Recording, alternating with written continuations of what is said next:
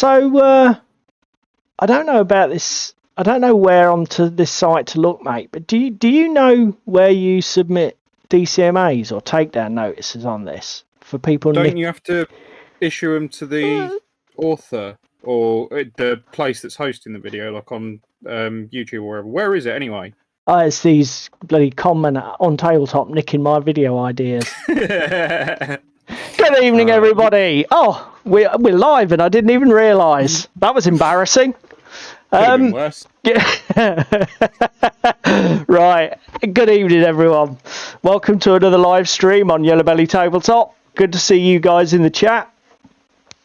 Well, David, good week, mate, or not? Yeah, I mean, an all right week. I got some hobby done on Monday. I got some more hobby done this week, and we might end up with another video being borrowed at this rate. He wouldn't do it twice, mate. There's no way. There's no way he'd do it twice. Hang on a minute. One-page rules, much? 3 times. There's no way he'd do it 3 times. Evening, Bless Jerry. him. Yeah. I was going to say, if you're watching, Jerry, you know where you're taking the piss, mate. So, I've had a great week because I've not been at work. Woohoo! The best sort of week. To be fair, we found a fucking gem on Monday when we went out, but we'll talk about that in a bit. Yeah. Found a gem. In that antique shop next door to Beers of Europe. Oh, you're going to tell everybody? Well, that's you not flipping that on eBay then. You assume it's still there. So we know where David's been. Right.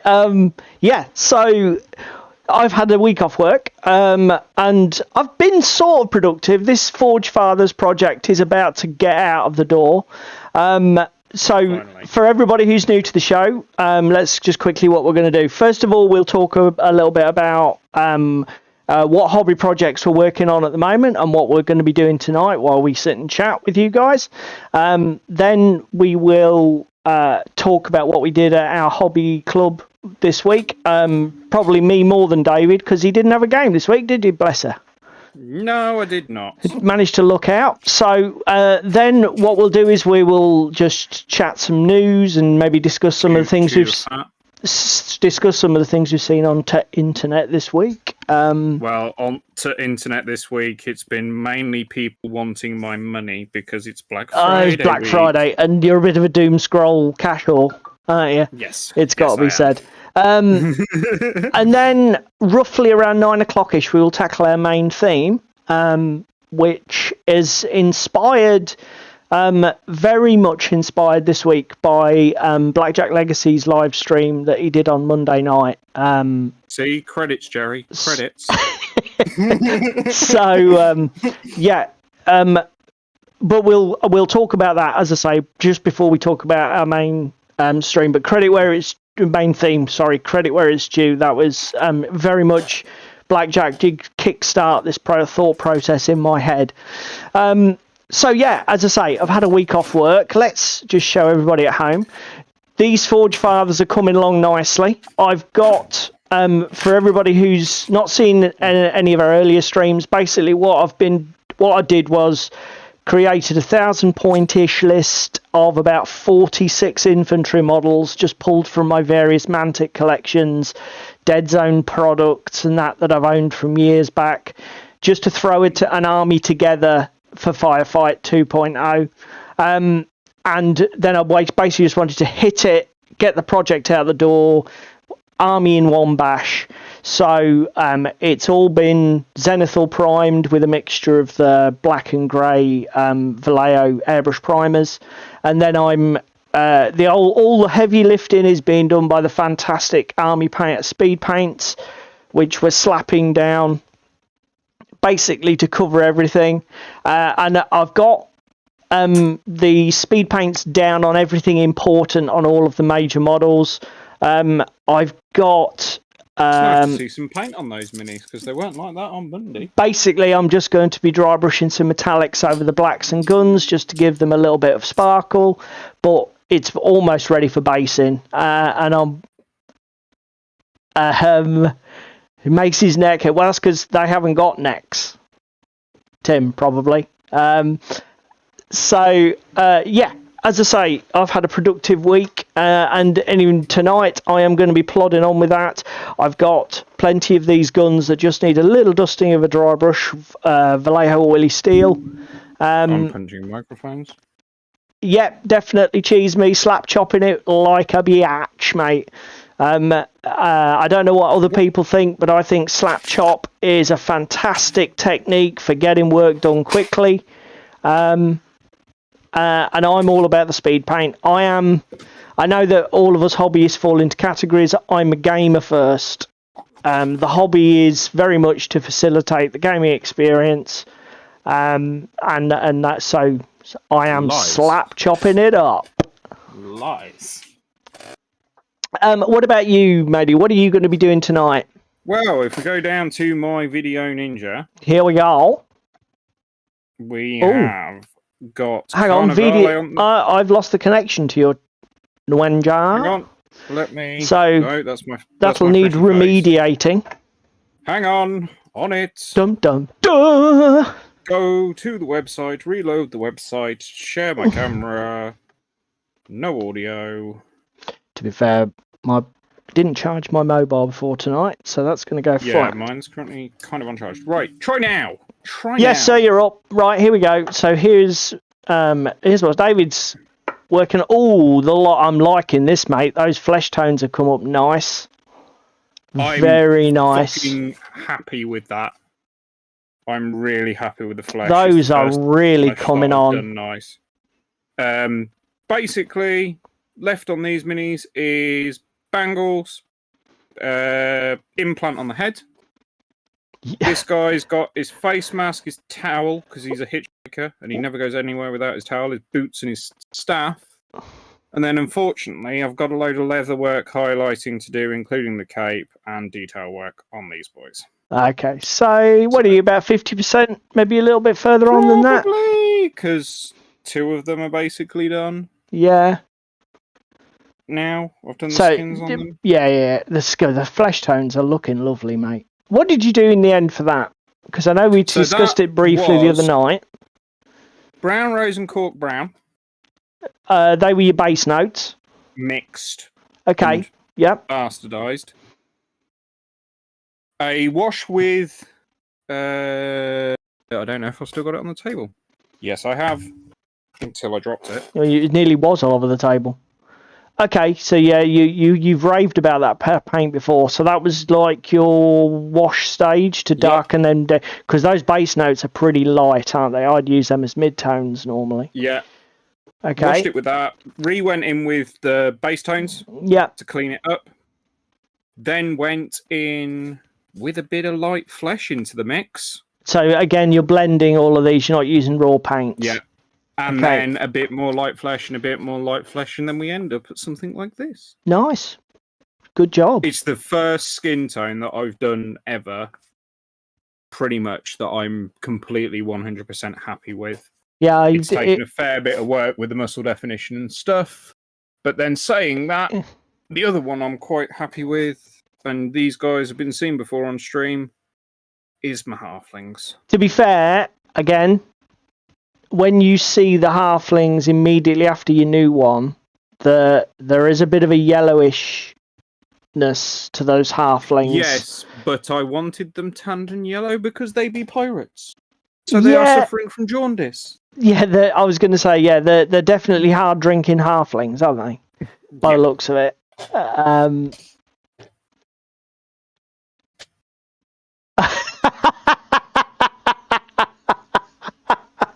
Where are all my paints sorted, Tim? Well, have I got news for you? Oh my god! Now I haven't been told about this. So, have you actually sorted your life out, or are they still chucked in a heap? No. Have you not seen the Video Ninja? Well, where I've just panned to my desk. So basically, what you're saying is they're all out because you're using them. That's not a storage solution, mate. That's just chaotic work environment. Solution. You're loon. There's more to the side as well. But we'll go back down to the minis and drink beer. Oh yeah, beers. So beers. I don't. Right, that's what we're up to tonight then, guys. David's on his Carnivale, I'm on my Forge Fathers, and my God, do I be glad to see the back of them. But that's another story. What are you doing? What are you after guys Forge Fathers, doing? mate? Are you What am I doing after Forge Fathers? Well, actually, crying into a barrel? no. Obviously, I have got... please feel free to share in the comments, guys, before we get moving on too far. What are you up to now? What are you working on at the minute? Are you working on anything in particular? Because we always like to see that shared and get the conversation going. I'm playing Fantasy on Monday coming. A bit of 8th edition Fantasy Battle goodness.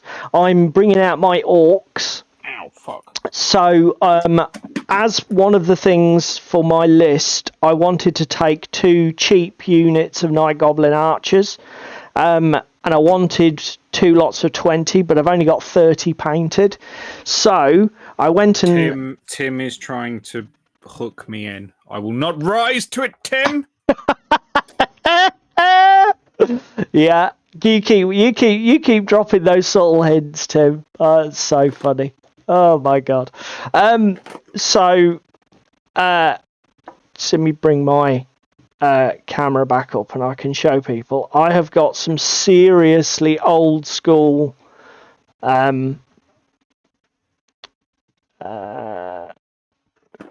you going to give people like 90s fucking nostalgia?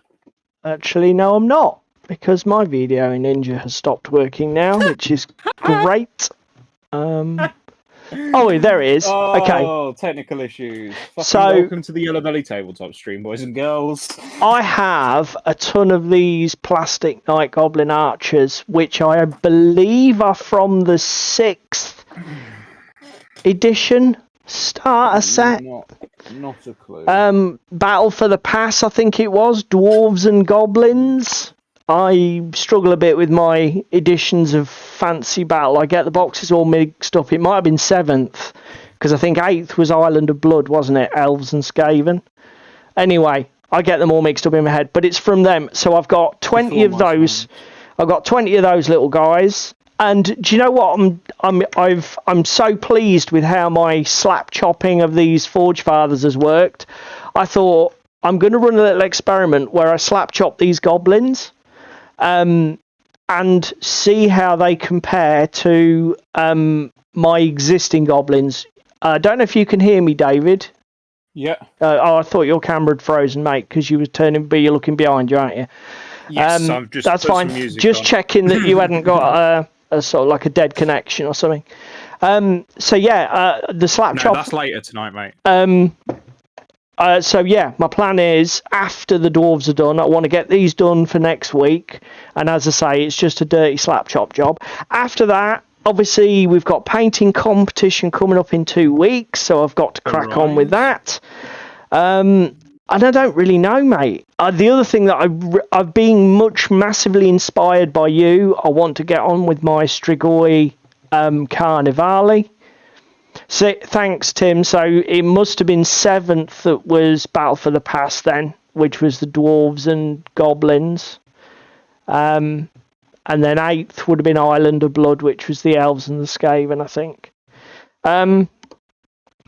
So yeah, so that's what we're up to after this. It's going to be some goblin goodness and then some probably Carnivale. But we obviously, there's many things that can happen between a plan and its execution. Yeah, I mean, after Carnivale, I'm moving on to Armada. Getting that finished for club. Yeah. I'm ready for our game next month. Yeah, I mean, that's another thing. Once I've tried that, I'm going to have to drop cash on it, I reckon. I'm currently on the Cheddar Ales Tears of Despair. I think David's got a beer on as well. I've got a Hobgoblin Gold. It's unlike you to drink a proper beer. Normally you've got some fizzy fruity shit in a tin. Haven't you?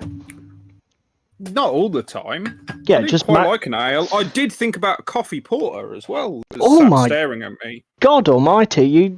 I can't be doing with this. You drinking proper drinks. This is not you at all. So I'm clearly coming down with something, Ginge. it's certainly not good taste. Right.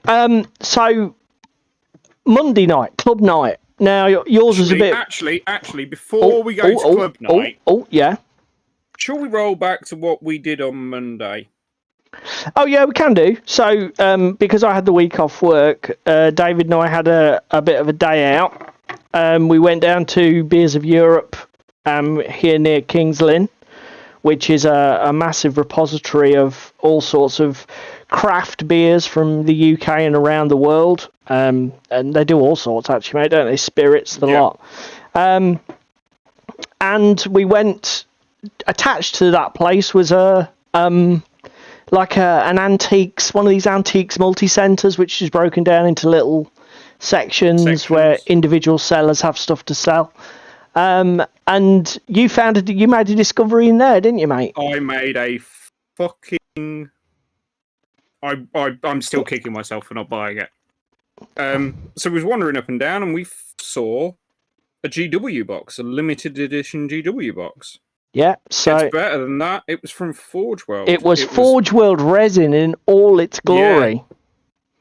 Horus bookends that were a limited edition thing in 2020. The Lupercal ones, because I don't know if they've done more than one set. So they were quite nicely sculpted as well, weren't they?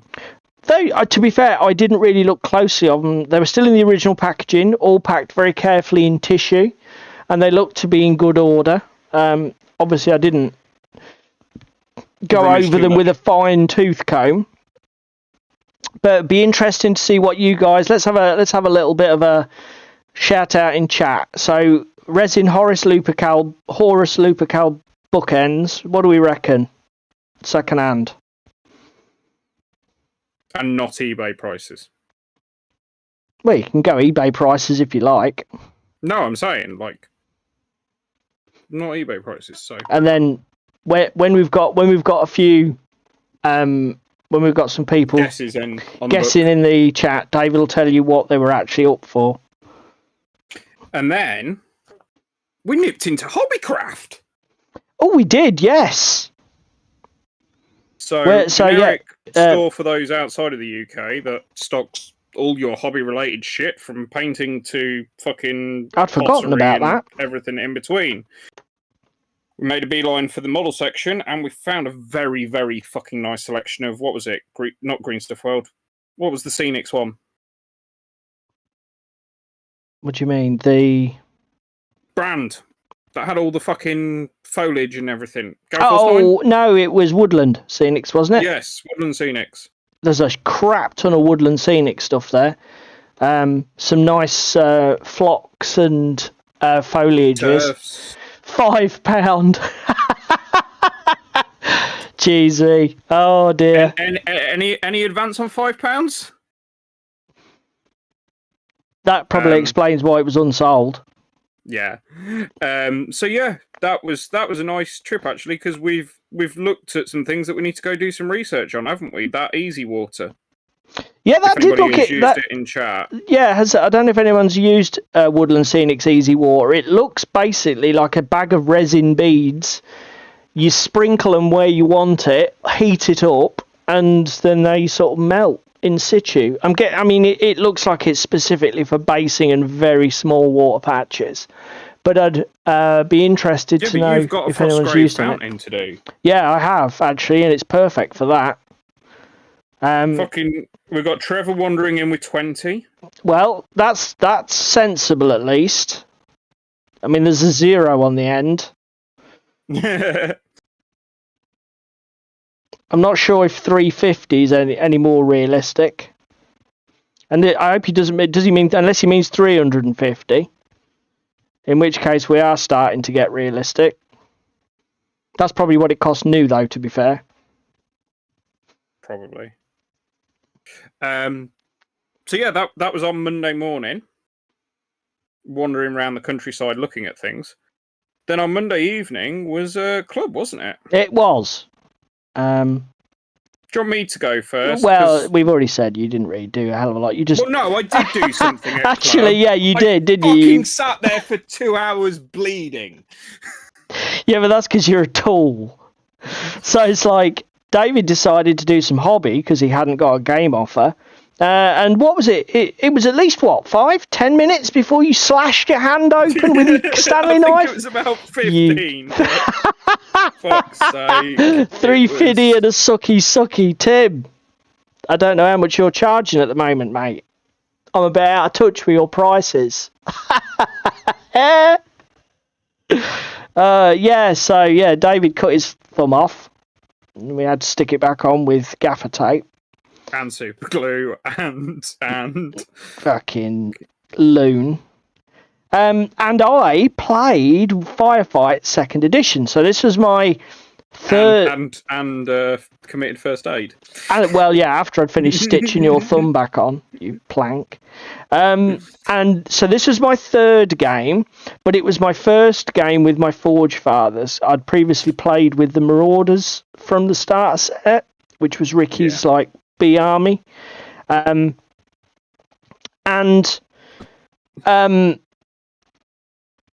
got absolutely battered.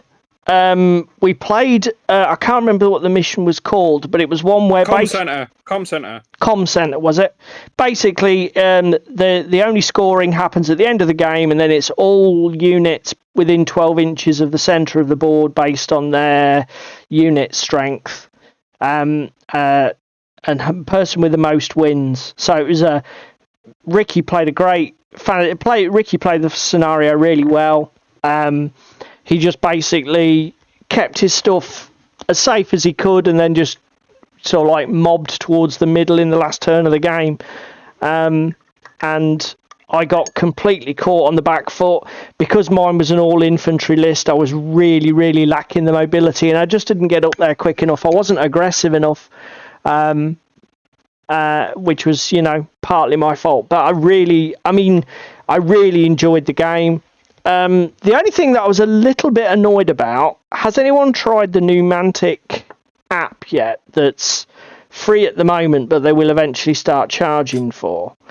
I was a little bit annoyed when I built my list in there to realise that a lot of the special rules on the army rules and the command point stuff is all hidden or locked unless you sign up. So basically, unless you commit to subscribing to it, then this stuff is locked for you. And I was a little bit put out by that, I'll be honest. Again, at the moment, it's no biggie because it's free, but it's the fact that if you forget to unsub, or if you sign up and then don't unsubscribe, I'm sure they'll start charging the money. It is a website or not an app, but it's whatever. It's a web app, and it's as I say, I'm a massive fan of the Malifaux app. I'm a massive fan of the Infinity app. They're completely free. They work really well. They're great for playing games in. They track all your model activations and points. I agree with you, Cheeseme. I've never used the 4K app, but then it doesn't have any kind of free mode or interaction at all, does it? Basically, it's pay for it or fuck off. I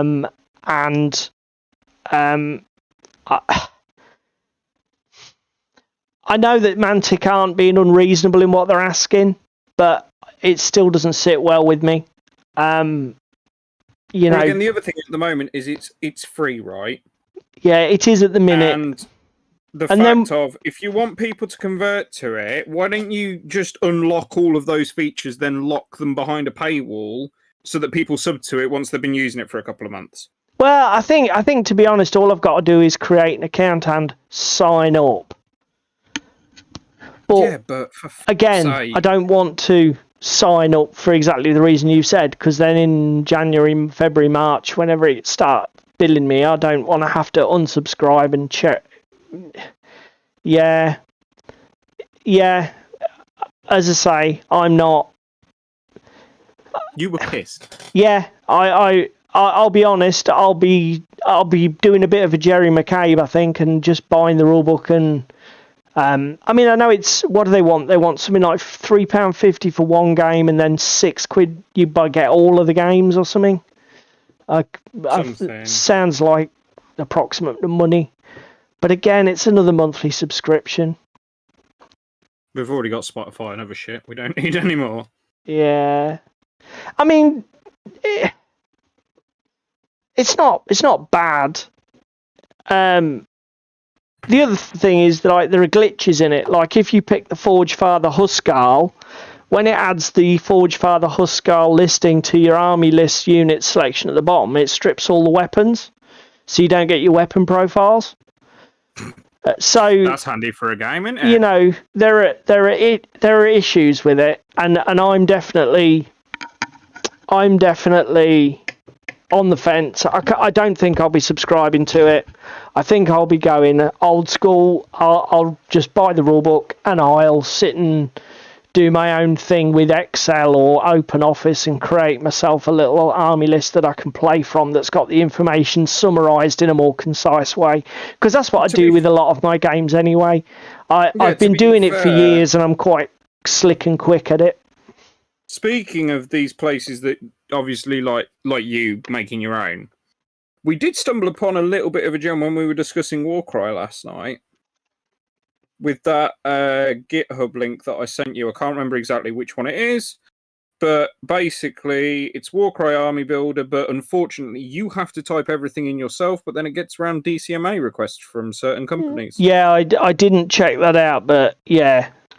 To be honest with you, though, it's how useful is that? Because it's like, if you type stuff in wrong, you can either be cheating yourself or your opponent. True, but you know, and like you say, it's obvious why they've chosen that direction. So it's like they'll create the interactive framework, and all you've got to do is enter all the data. But again, if you're at the point where you're doing that and entering all that data, just create your own bloody spreadsheet or download an Excel thing from the internet, because that's something that you can find in most forum groups, people who've created Excel spreadsheets or OpenOffice spreadsheets for games that allow you to build lists and things. It's quite a popular sort of hobby sideline for a lot of people. Saddos like me that do it. Tonight's topic as well. Yeah, I guess it does come into it, in a way. I know we're possibly mentioning that a little better early, but so yeah, that was club. So I have made the realization that throwing together a list of bits and bobs isn't probably the best strategy for winning.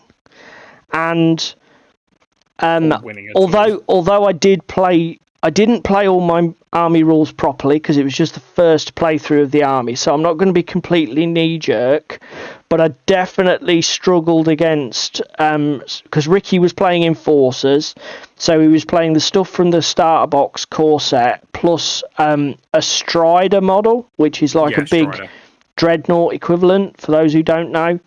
And one thing my little selection of Forge Fathers here doesn't have is it does not have great anti-armor, so it doesn't have great armor piercing. The only sort of like good anti-tank squad I've got, I rather recklessly, I thought I'd put them safe in a building, but Ricky rather smartly just basically targeted them down.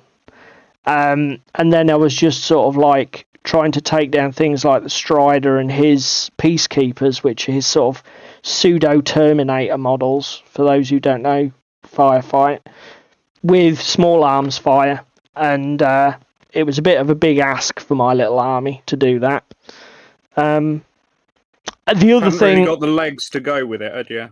The other thing that I've realised for anybody who's wanting to get into Firefight is that it is not ever the best idea to build any kind of list with one command choice in, because if it gets sniped, you then don't have access to your command point system for using during the game rounds. So if you're in a position where you're getting into firefight, when you're building those lists, make sure you leave yourself enough room for at least 2 command choices.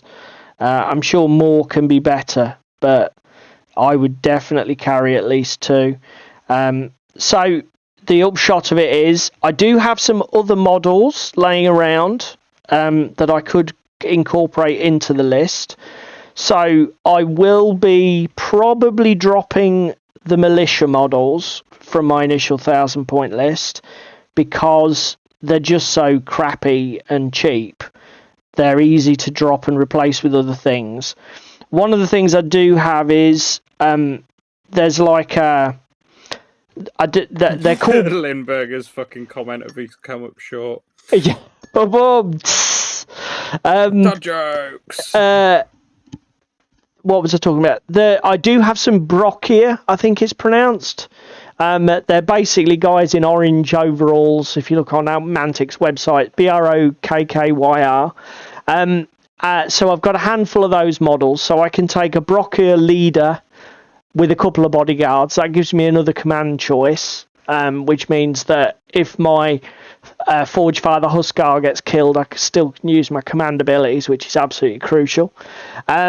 And also with those models, you get this little tracked thing called an Inferno drill, I think it is, which is a 36-inch really punchy anti-tank type weapon. So it's really easy to just put those models and drop that anti-tank platform into the list. And as I say, probably drop some of the militia. I would also, just because I love the aesthetic and the look of them, I probably want to get a vehicle of some sort. I was talking to David about it. I think a Sternhammer tank is probably what I'd go for rather than one of the Drakkar APCs. Because again, just to bring me some more heavy power, maybe bring the one with the magma cannon, the heavy magma cannon upgrade. But I'm definitely enjoying a firefight enough to be investing money in it and playing more of it. So, yeah, that was Monday night. And it was good fun. Really enjoyed it. So, mate. Yeah, sure. Go on then, you were saying? No, I was going to say Metal Minis plus David does not equal fun times. Oh, yeah, because that's how you cut yourself, wasn't it? You were basically trying to shave down your Metal Minis. I was cutting a Shaltari Samurai or something off his base, and or off his sprue, and slipped, and my thumb decided that it wanted to wrap itself around a knife blade. So, yeah. Well, when you say your thumb decided, you actually basically just ballsed up. So, cool stuff you've seen on the internet, mate. Anything? Well, first off, we're going to poke fun at you. Oh, are we? Yes, we are, because you need to hold up your Redgrass Games wet palette. What, the lid? Yep. Okay. For all the boys and girls at home that haven't seen that episode. Because this is tied into. Oh, you see, he's slick. He's a professional, mate. This is a good segue. I'll give him that. So let me see if I can adjust my desk cam here. Without this product that we're about to talk about, you will end up like Paul. Can I actually get this in shot without too much aggravation? Sort of. I think everybody can sort of see what's going on here. So yeah, let's fade to this. So this do you want to explain the story? So this is what's left. Happened? This is what's left of the lid to my Redgrass Games palette. Wet palette, that is. You can just about see. I don't know if you can see that square outline. If I bring my finger in, there's sort of a square outline there. That is the outline of a base. It is the base imprint for this thing here.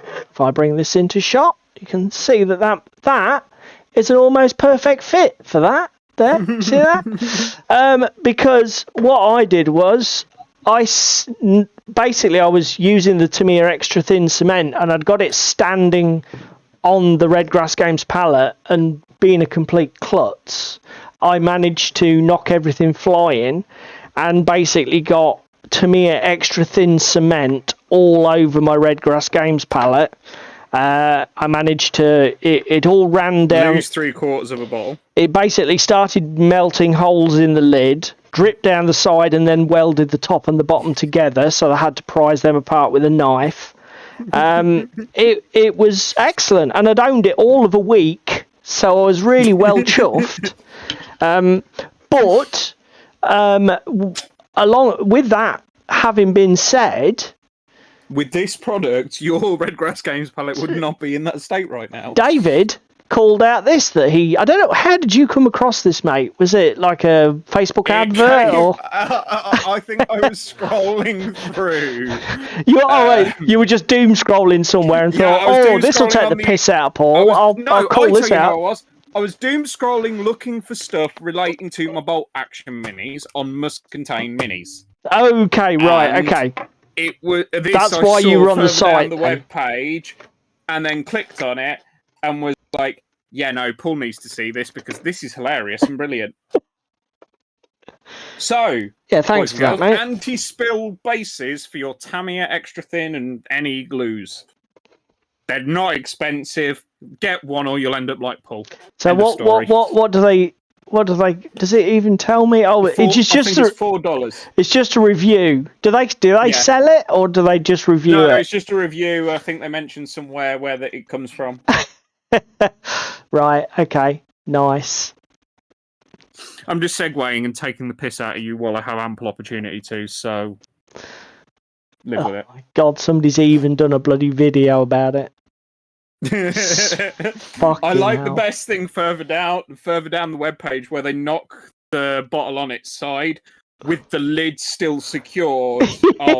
Is this the picture probably I brought up here with it's laying on tissue paper sideways on? Yeah, cheeky bastard.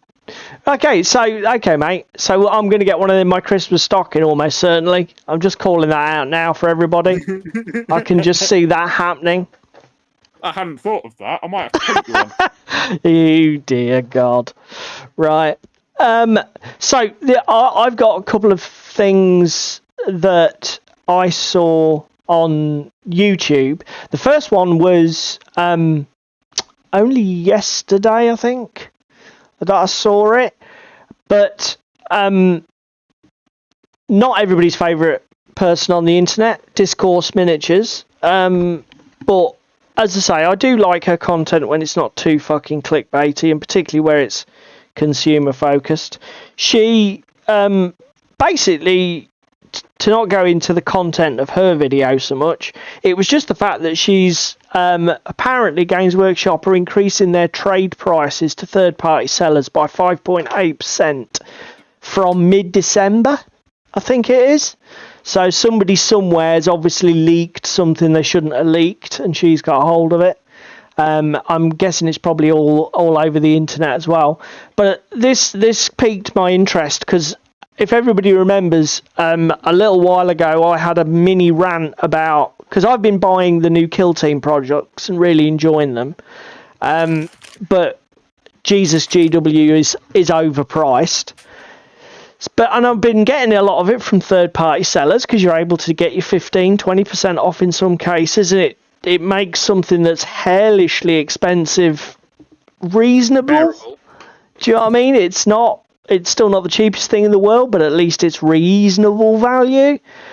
But if they're gonna, I mean, obviously, I totally get the business argument. I know exactly why Games Workshop are doing it. If you're in Games Workshop's position and you're selling things through an online platform at full price, and yet you're giving your third-party sellers sufficient discount that they can undercut you, business-wise, it doesn't make any sense.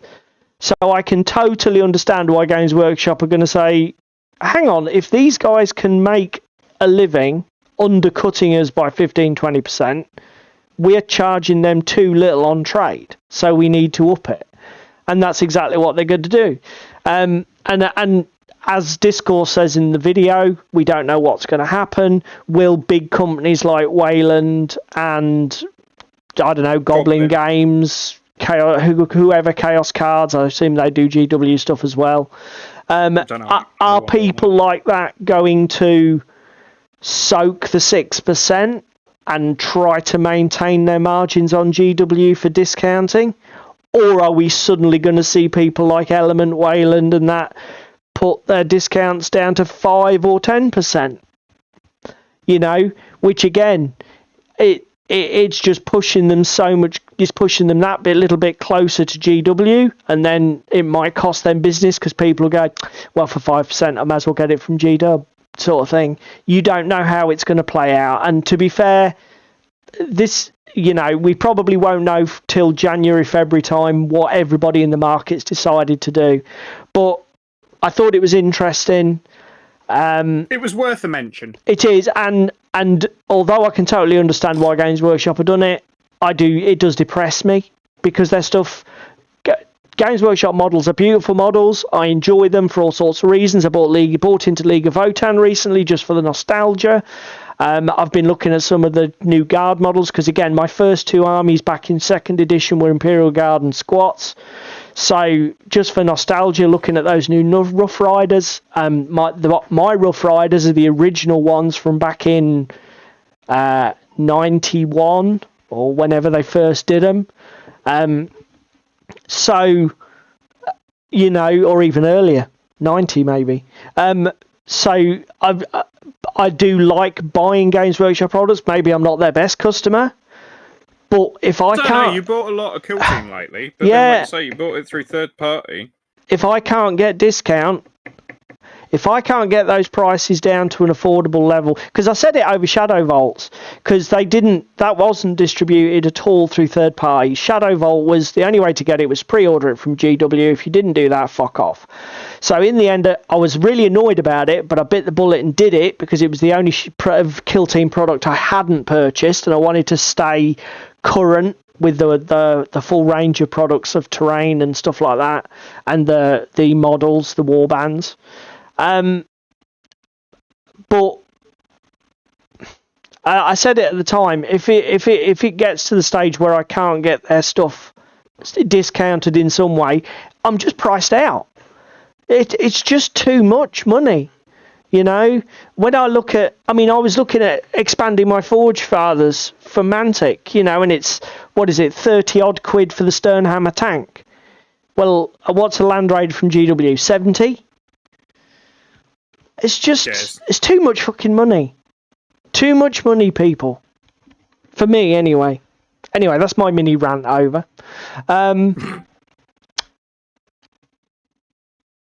Anything else you wanted to talk about, mate?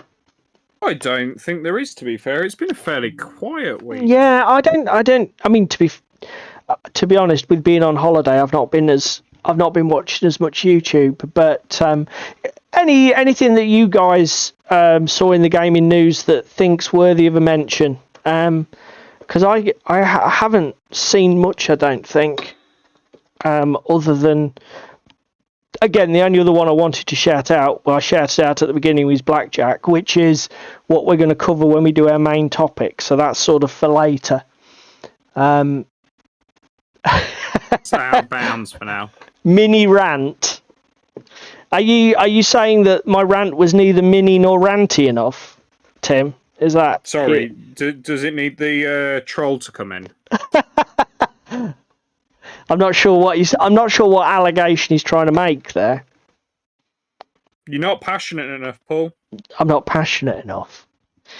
That's to be fair. Do you know what? That's a reasonable accusation to level at me. I'm pretty fucking jaded at 51. To say that I'm not passionate enough is, yeah, I'll let you have that. I've had a lot of kick-ins from this industry over the years and over various things. I tell you what, we should probably tell people about. Tim, Tim, do you own the Sea Rock huge ship for X-Wing? Oh, no, Paul, you can only tell people about that if it's already in your basket and ordered. No, it's not. Well, why are you letting the internet know about it? Because I probably won't be able to order it anyway, so it's academic. Okay. But yeah, I don't know if anybody else is interested in X-Wing, the Atomic Mass game, But now I know the huge ship expansions, again, not everybody's super in love with the play experience.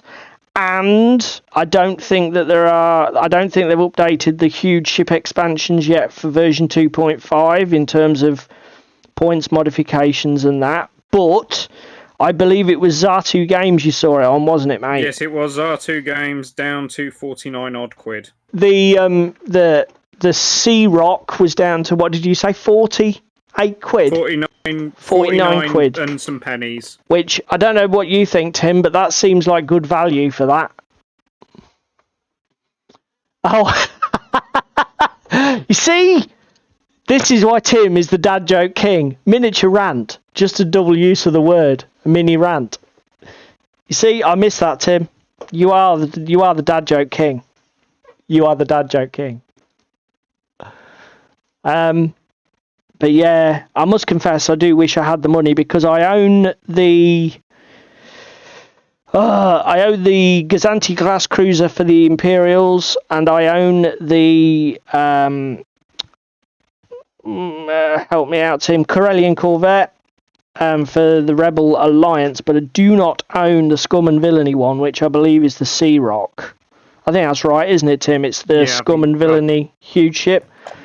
So it'd be like, oh, it is tempting, but it's. I suppose the other thing we should tell the boys and girls for, we are Games Expo 23 confirmed. Oh yes, yeah. I don't know if anybody else in the audience is going, but we booked our hotel for UK Games Expo for next year.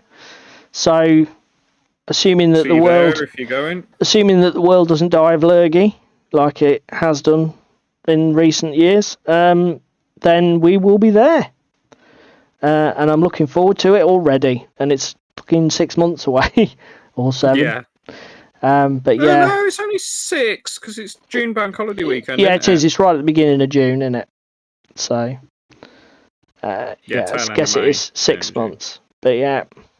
So yeah, that's a bit of that's a landmark event in the calendar, isn't it, mate? Getting those tickets booked, so that's all confirmed. Yeah, we should probably have a look when Dicini and the like are on this year and see if we can get over to them.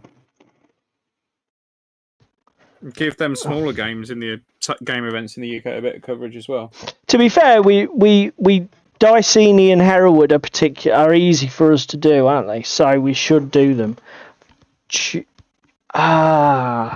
That's a pain. What's that? What you done? No, I've just realised I have lost. Obviously, when I was gaming with these miniatures on Monday. The second Empire one, Tim. That's the one that looks like a mini Star Destroyer, doesn't it? I can't remember what that's called, but I do know the one you mean. I dropped these miniatures on a couple of occasions. And I dropped my mobile on them on one occasion, and I've just realised I've just dropped my mini. I've just realised I've shattered the feed hose from this magma cannon. It is now no longer attached to the model and the backpack. So, is it still attached to the mini? Nope, it is completely gone. Do you need some wire to make your own? No, mate, because I'm fairly sure that I have spare magma cannons for days on the sprues that I got from Mantic. Because they give you choice. I'll be honest, again, with Mantic, I didn't struggle. I wanted to build, I decided to build an exotic veteran unit with a mixture of just magma cannons and missile launchers, but bearing in mind I just was cobbling stuff together out of bits that I'd bought for Dead Zone, I was still able to do it because all the stuff's there on the sprues, mate. You've got tons of options. You're not scratching around for special weapons. I mean, I'm sure we've all got experience of building like Space Marine armies or whatever, and it's like, oh fucking hell, I don't have enough plasma guns. Where am I going to get extra plasma guns? Sternguard squad that I can give everything combi melters, and oh wait a minute. Yeah, just where do I get that? The only problem is, of course, where the fuck do I get my combi melters from? Because lo and behold, I don't get enough with GW. Take the fucking piss. Well, you don't get any of that with Mantic, is my experience. I've certainly not struggled to build anything I wanted. The only thing that, in fairness, the only thing that I could have done if I'd wanted to was build a shit ton more or couldn't have done if I'd wanted to, was build a load more extra flamers, because I don't think I have any more of those Rekia flamer guns spare. But everything else, we're fine.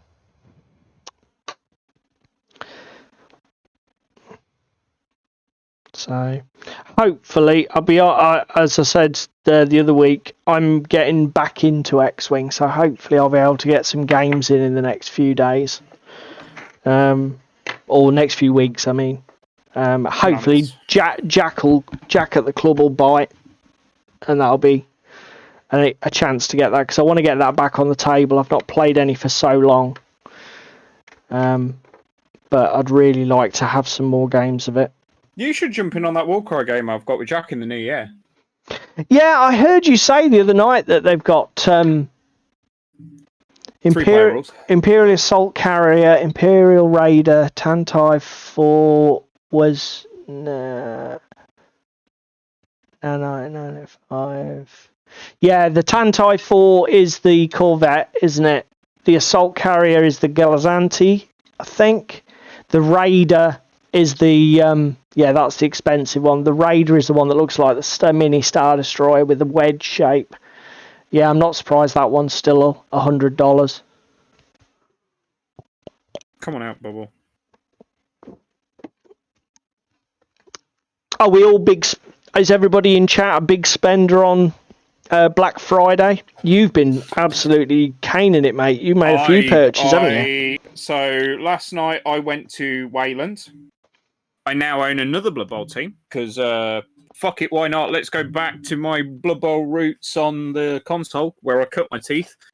Bought myself the Amazons team. I'd been raving about it the other week. I was going to say, you'd had your eye on that for a long while, though. I can remember us talking about that on stream when the models came out. Yeah, so to be fair, that one was pretty much on the cards. It was just a matter of time. I've then got an expansion coming for Arkham Horror. Now, this is the third edition of the actual Arkham board game, isn't it? So I've got the Dead of Night expansion coming to come with. I've already got the Secret Service Orders of Secrets, whatever one it is. And then, while I went near Zatu last night, because fuck it, Black Friday, I noticed that they have Underdark Waves in. So that's currently sat in my basket, waiting for me to add one more thing to my Zatu order. And that'll be... And that's another expansion for the board game, yeah? That'll be the final expansion, I think, because I think there is only 3 Arkham Horror expansions. Let me go double check. Oh, okay. I thought there was a few more than that, but you could be right. You're not spending on crap. I'll be... Yeah. I'm...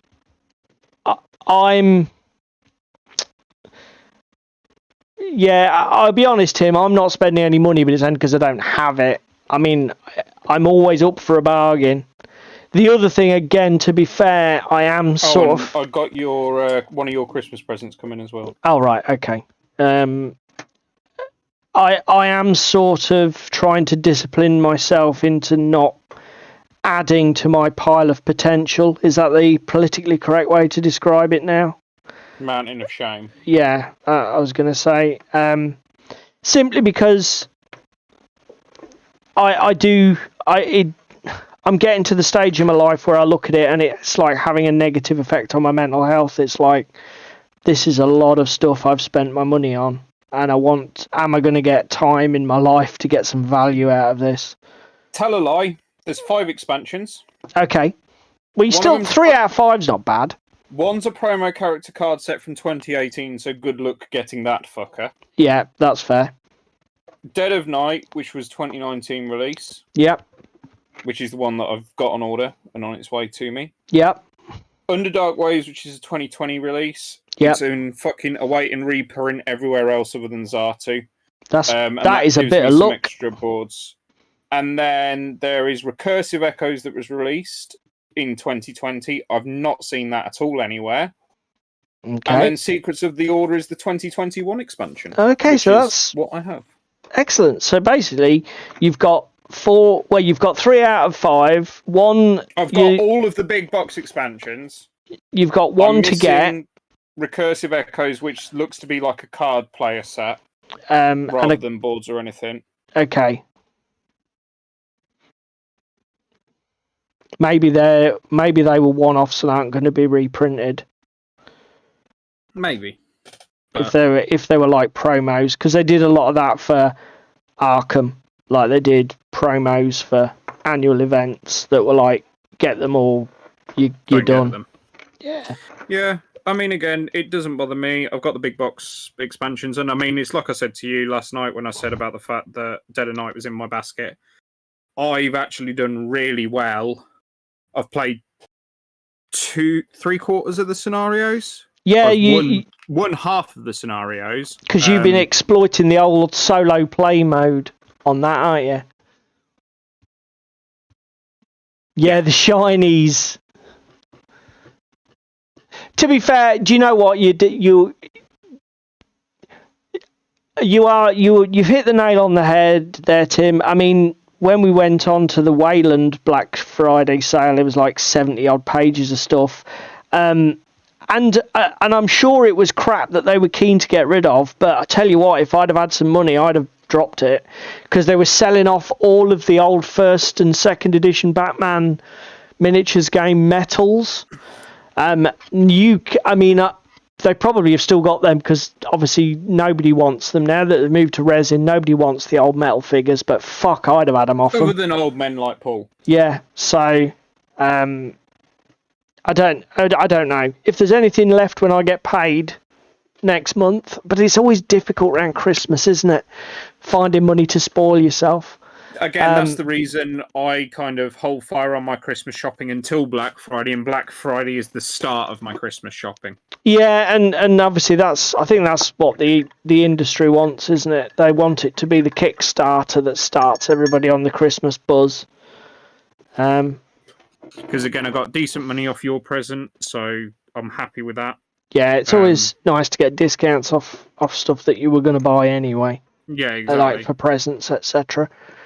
Well, again, it's like Smiths and a couple of other toy places for getting bits for my little, and they already started pre-Black Friday doing discounts on bits and pieces, so I went and hoovered them up while they still had them. Well, I think paid slightly more, but Zartu's was a pre-Black Friday sale, wasn't it? It was like... Yeah, their Black Friday sale's live tonight, and okay, they've added about 5 more pages worth of shit, but it's exactly that. It's exactly what Tim said. It's just shit that they want shot off. Yeah, I mean, they've got a couple of Scythe expansions that are discounted on Black Friday, like Megabucks, but again, I don't own the Scythe main game, so I'm not going to buy any fucking expansion. No. Although that is a very popular board game, I'm sure unless those are like the bad expansions, although having played the board game and known people who've got it, then... there is no such thing as a bad expansion for it. People have said that the expansions are all very good. I think there's an airship one and a water one, and extra factions, so they have got quite a good rep, generally. So, I don't know. I mean, as I say, it's all a bit moot for me because I don't have the cash to blow at the minute. So, yeah, do you know what, Limburger, that's good, mate. I think, as I say, generally I've been somebody who's not fussed with the fact that I've got a ton of stuff that needs work, but... I don't know, as I'm getting older, I'm getting more conscious of what I've got and how much I've got and how old I am and whether I'm actually going to get any value out of it. I don't know. It's probably just a time of life. I'm having my late midlife crisis, and but it's not necessarily a bad thing because it is helping to curtail my spending and stopping me from just acquiring things willy-nilly and just on absolute impulse. Anyway, we're coming up for 9 o'clock, mate. Shall we dive into our main topic? I think we should cut our teeth on the main topic tonight of about how we're going to grow the hobby and whose actual responsibility it is to grow the hobby. Yeah. The background is Blackjack. I mentioned it at the top of the show. So on Monday night, Blackjack Legacy does a live stream, and he normally does like a little piece to camera at some point in the live stream, which he then later chops out and serves up as a separate video. And essentially, what Blackjack's video was about, or his commentary was about, was, are war games too confusing? Okay. And what this came from, he's a guy who's got a background in historical and sci-fi, but not fantasy and sci-fi, but no experience with historicals. So what he did was he went on to, I think it was Twitter, and he basically said to all the people who follow him on Twitter, etc., he just posted, I don't see a lot of bolt action stuff in my Twitter feed. Who are the content creators, or who are the people I should be following for bolt action here on Twitter or Instagram or wherever the fuck it was?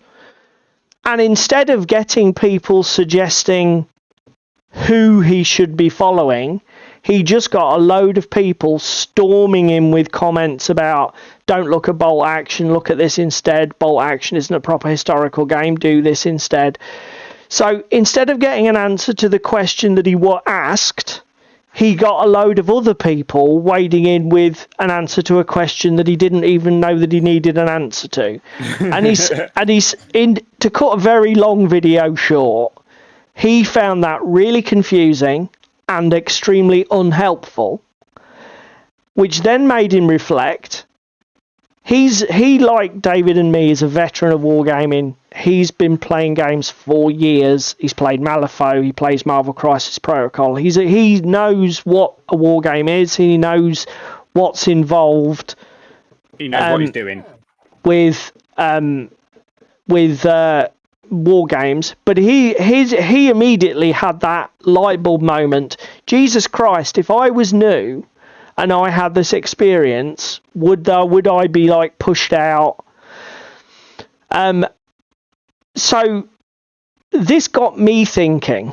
So that was Blackjack's video. This got me thinking, and I talked it through with David. Essentially, for me, the mistake Blackjack made was going to Twitter for the... Do you know what I mean? Was going to Twitter for what he went to Twitter with. That was neither the platform nor the way to do it. And he basically, that was the mistake he made. But then again, can you blame him for making that mistake? Because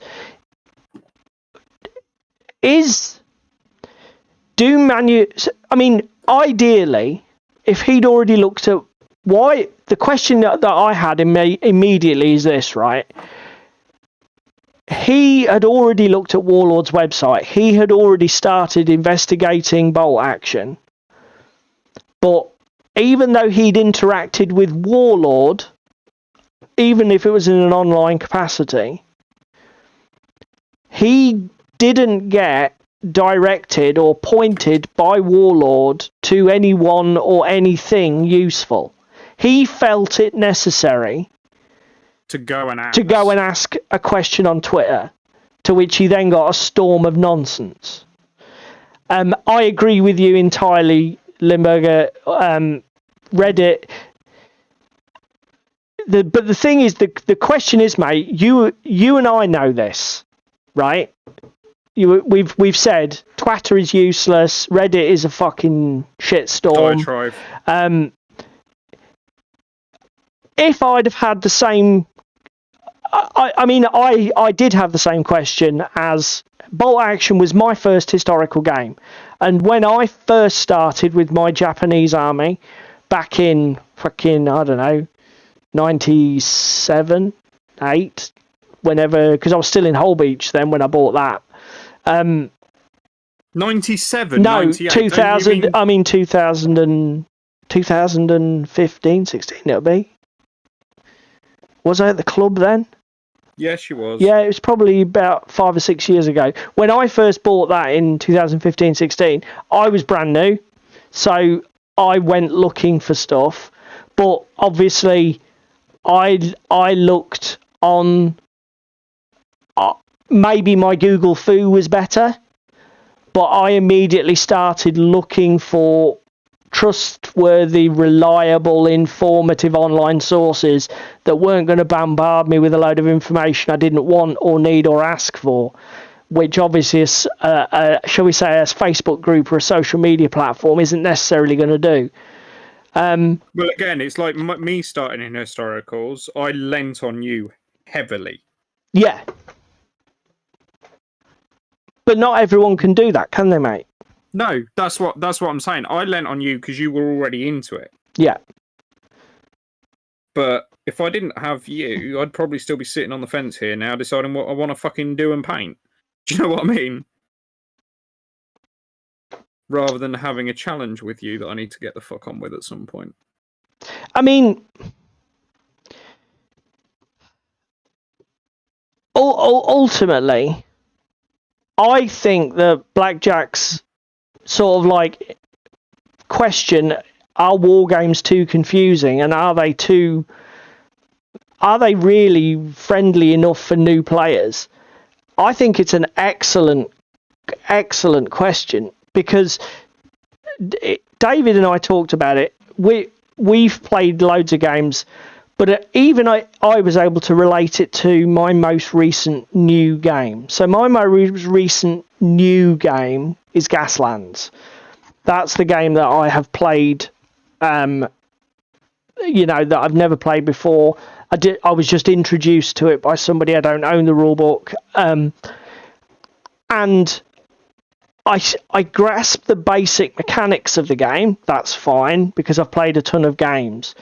I found the thing that I found Gaslands was really bad for, and as I reflected on it, after my sort of like first game and then my second game, which was way better after I'd done my research on the internet, was the thing about Gaslands is when you read that rule book, even if you're an experienced wargamer, the one thing that is not really apparent in that rule book is is really what's the purpose of the teams. And how do you build car lists with theme and flavour? That seemed real. Hello, Jerry.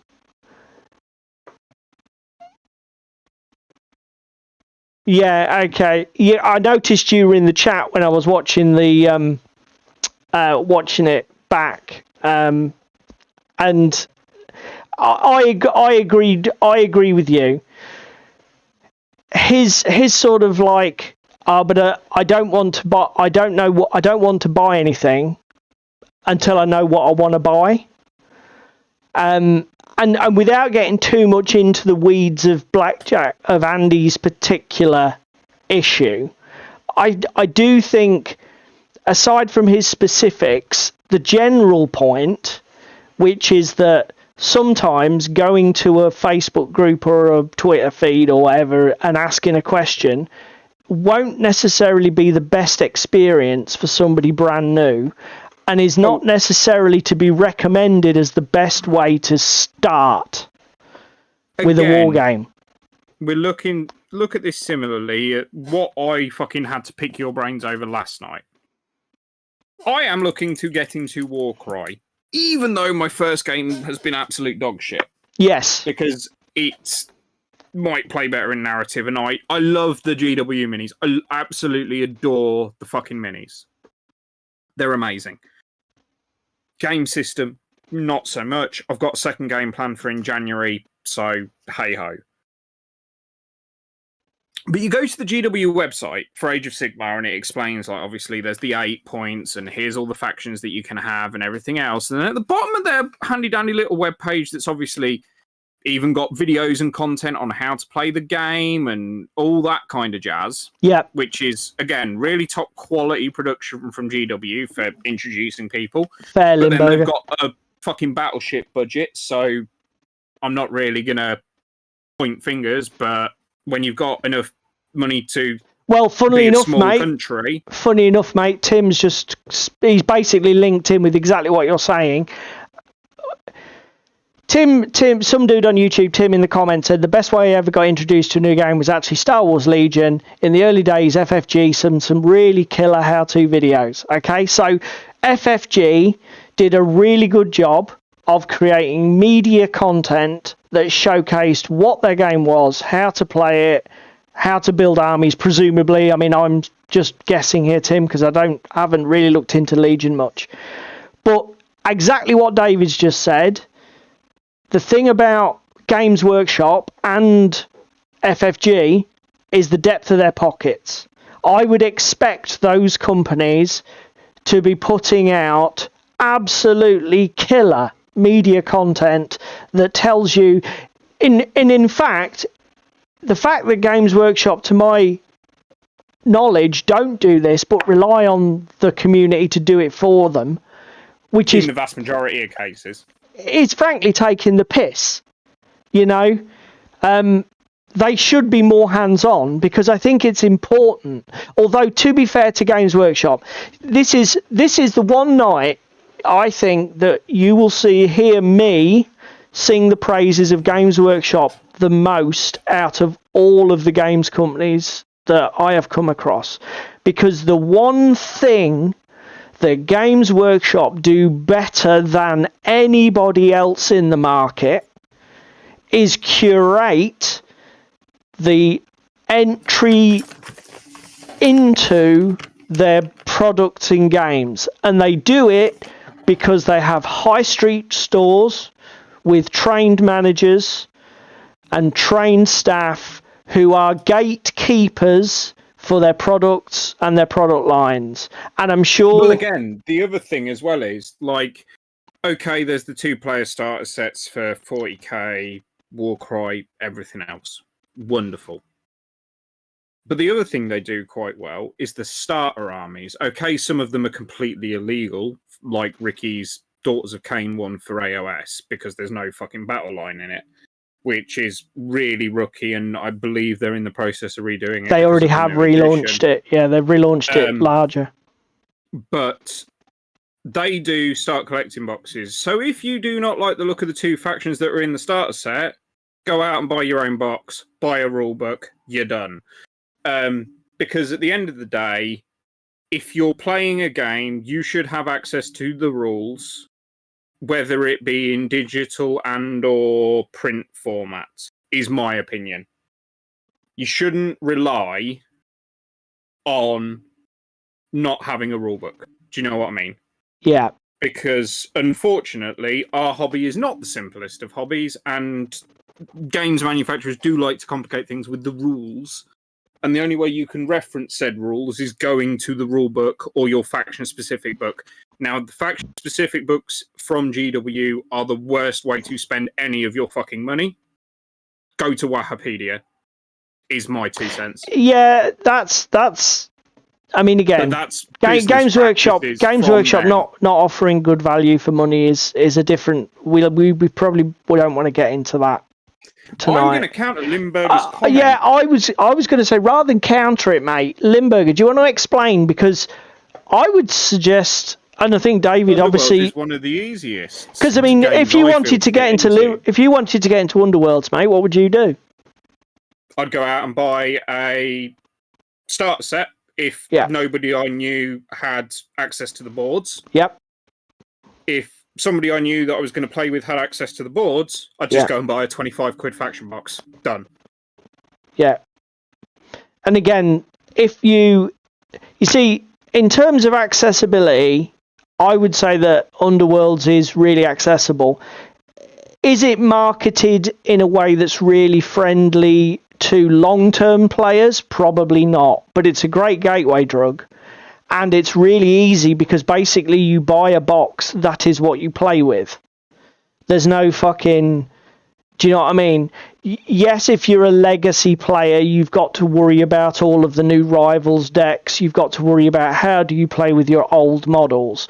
But I think it's important to create I'll counter that with if you're playing competitively. Well, whatever. But I think there's an important distinction to make between veterans. Keeping a veteran gamer happy who's been loyal to you and your product line for years, if not decades, is a different proposition to expanding your customer base and getting new people's bums on seats. And I really want to try and focus tonight on some of the concepts where we really want to get new bums. We want new blood in the hobby. We want new bums on seats. We want new cash coming out of new wallets to feed the industry and feed the companies. I mean, whether Games Workshop's products represent great value for money or not. I mean, the other thing is, again, well, again, blackjack. Let's call it out. It's sort of like with Blackjack's video, right? The obvious answer was don't be such a twat. Just buy a 2-player starter set. Just buy Island Hopping. Just buy Gentleman's War. Just buy whatever. Just buy a 2-player starter set. It's got 2 forces. It's got a rule book. Try it. If you don't like it, you've spent 70 quid. You know, on something that you didn't really get a lot of value out of. If you love it, you're in. And we know as veteran wargamers that that's the proposition. Essentially, a lot of these companies scores on the door are basically get in, get your 2-player starter, get on with it. Because again, you've even commented on this with TT Combat and Carnivale. You bought the Sanchiano starter, not this Games Expo, the Games Expo before, didn't you? Yes. Because it was the cheaper of the 2 starter sets, and all I wanted was something to give me a taster for the rules. And I knew, I mean, again, if any other gaming company is watching, fucking brilliant idea. Instead of giving somebody a 70, 100 quid 2-player starter set, give them a 30 or 40 quid 2-player starter set, even if it's only got... know if it's right for them. Do you know what I mean? If somebody just wants to know, I just need to know if the game's for me, because I don't like either of those factions enough to collect them in full. I want to be doing something else. Because again, it's like I did different to you in that respect, because I knew it was going to be a game for me. I could get people at club excited about the minis. Yeah. I went and bought 2 starter factions, so my patricians and my doctors. Don't buy the rulebook because the rulebook's online for free, or it was at the time. Yep.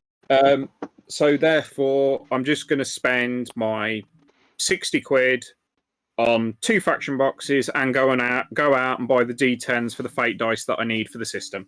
Done. Yep. Done. Dusted. Finished. But then again, you're a veteran gamer, so let's be clear. That's not something that a newbie is ever going to do.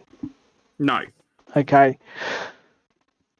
I mean, as I say, thinking about this brand new player, because I mean, again, let's be brutally honest, right?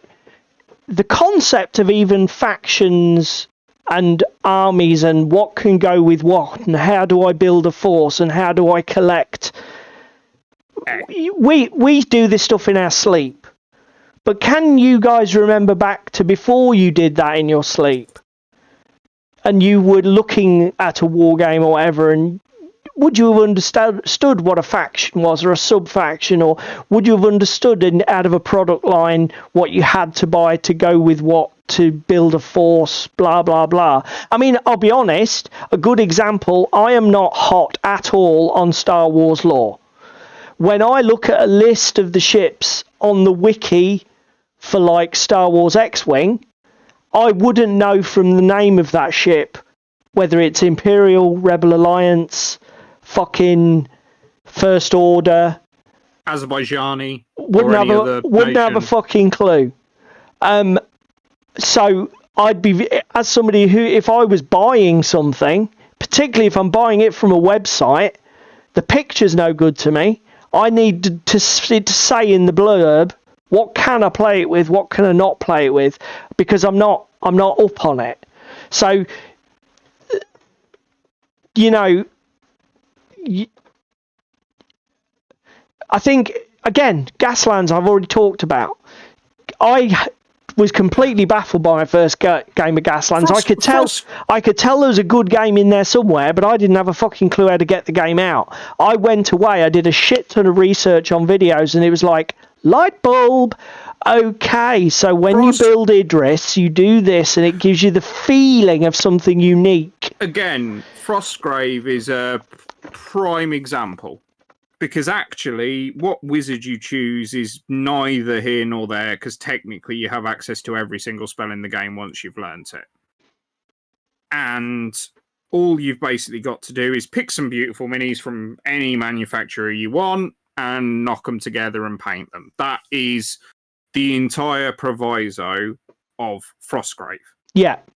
However, there is still that initial of, I've got however much gold it is now in 2nd edition, that I need to spend. What's the best way for me to spend it based on the rules? Now, obviously, if you read the rules, there's some specialists, there's some non-specialists, and it is very clear on buy a wizard, buy an apprentice. You can only have 4 specialists. You can have as many non-specialists as you like.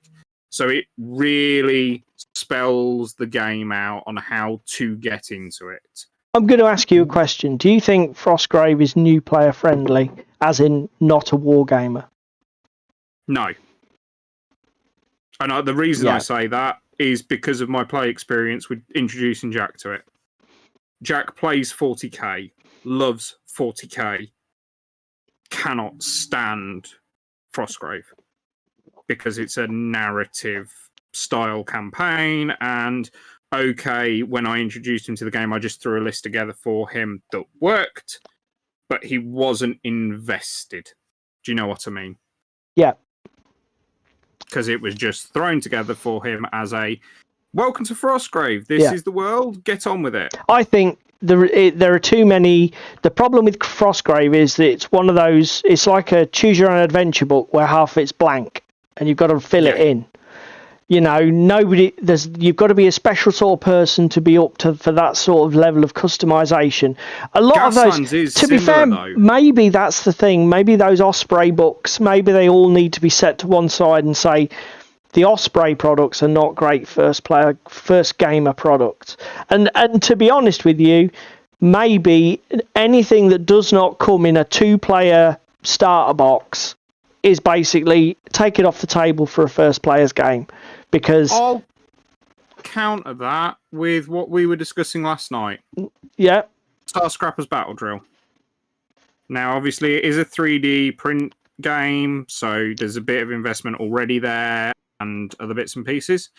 But if you play it, it is very clear on the fact that it is 326 minis. That's all you need to play the game, and they just have to be out of the same faction, so Metanals or Terrons or whatever that are available all on their website. Yeah. It is explicit on that, and the rules are pretty darn clear. The only thing that we walked away from, having read the rulebook, was there was a question over what's called master and minion models. Yeah. Because the minions can bring extra, or the masters can bring extra minions, and they don't count towards the objectives and stuff for kill points. Yeah. And they can't interact with the objectives or whatever it was in the rules. It's very clear on that front. Yeah. But the question was, do they count towards your 3 to 6 model count? Because otherwise people could gain an advantage really easily. I went away and asked a question, and the answer was what we had inferred from the rulebook anyway, that they don't count towards your model count. Aside from the slightly confusing rules, which could have been better worded, I think if you think that that's a first player's game, you're off your nut. Because the miniatures need to be printed, so you need to be an established 3D printer. So you need to have an interest in 3D printing for some other reason. Okay? Let's say you're into a railway hobby or whatever. You can pick them up on Etsy. Yeah, but okay, so you pick the models up on Etsy. You've got to print the rules yourself. You've then got to print the unit cards yourself. You've then got to match up the cards with the units, the models. I just think that you're distorting your perception through the lens of your experience. the more you think about it, the more. Yeah, this is true. I suppose when you compare it to something like the Underworld starter. If the only thing you've ever done is played Pandemic, or played fucking, I don't know, Monopoly, or even a video game, Star Wars Battle Force or whatever the fuck it was called, and decide that you want to do a tabletop miniatures game, you're gonna. The only way in. Well, there are two ways in. The first one. That is a very good point, because if you play, like, for example, Fallout, yeah, the 2-player starter set. Yeah, exactly. So if you've got zero experience with either models or war games, there are really only two routes in as I see it. One is a 2-player starter set or a predefined gaming experience. Just to echo your comment, Limburger, I totally agree in what you're saying, in that Games Workshop's starter forces, they've got a ton of issues. Has everybody seen, I'm sure we've all seen the thousands of videos that have started spamming YouTube now, which are the good value starter force battle boxes for AOS and 40k, which are the shit value ones. And all of the problem with them is the points values aren't consistent, the monetary values aren't consistent. Some of them are ridiculous discounts on the models separately, some are like basically the same as buying the fucking model separately. There is no consistency across the product range. What I would suggest, though, is that for people like us, those are feel bads that will piss us off. For somebody who's completely green, just buying that box is all that really matters. Was that an easy experience? And I think, to be fair to Games Workshop, the product is exactly what it says. It's a starter box for somebody who's just getting in, because you buy it, you know everything can be played together, and you go with it. I'll be honest, Jerry, I don't know, mate. I mean, we've just given some examples. It might be somebody. I mean, in my personal experience, I had a lot of people who I met in Scotland who'd only played board games, but I managed to drag their interest over to miniature games, even if it was only like sort of like the bridging products like X-Wing, particularly if somebody'd got a passion or a bit of an obsession with Star Wars. I mean, the answer to your question is I don't know. I'm not a board gaming business, so I don't know. I mean, it might even be hooking somebody who's got an interest in a franchise. I mean, we talked about franchises before, but I do think that you're far more.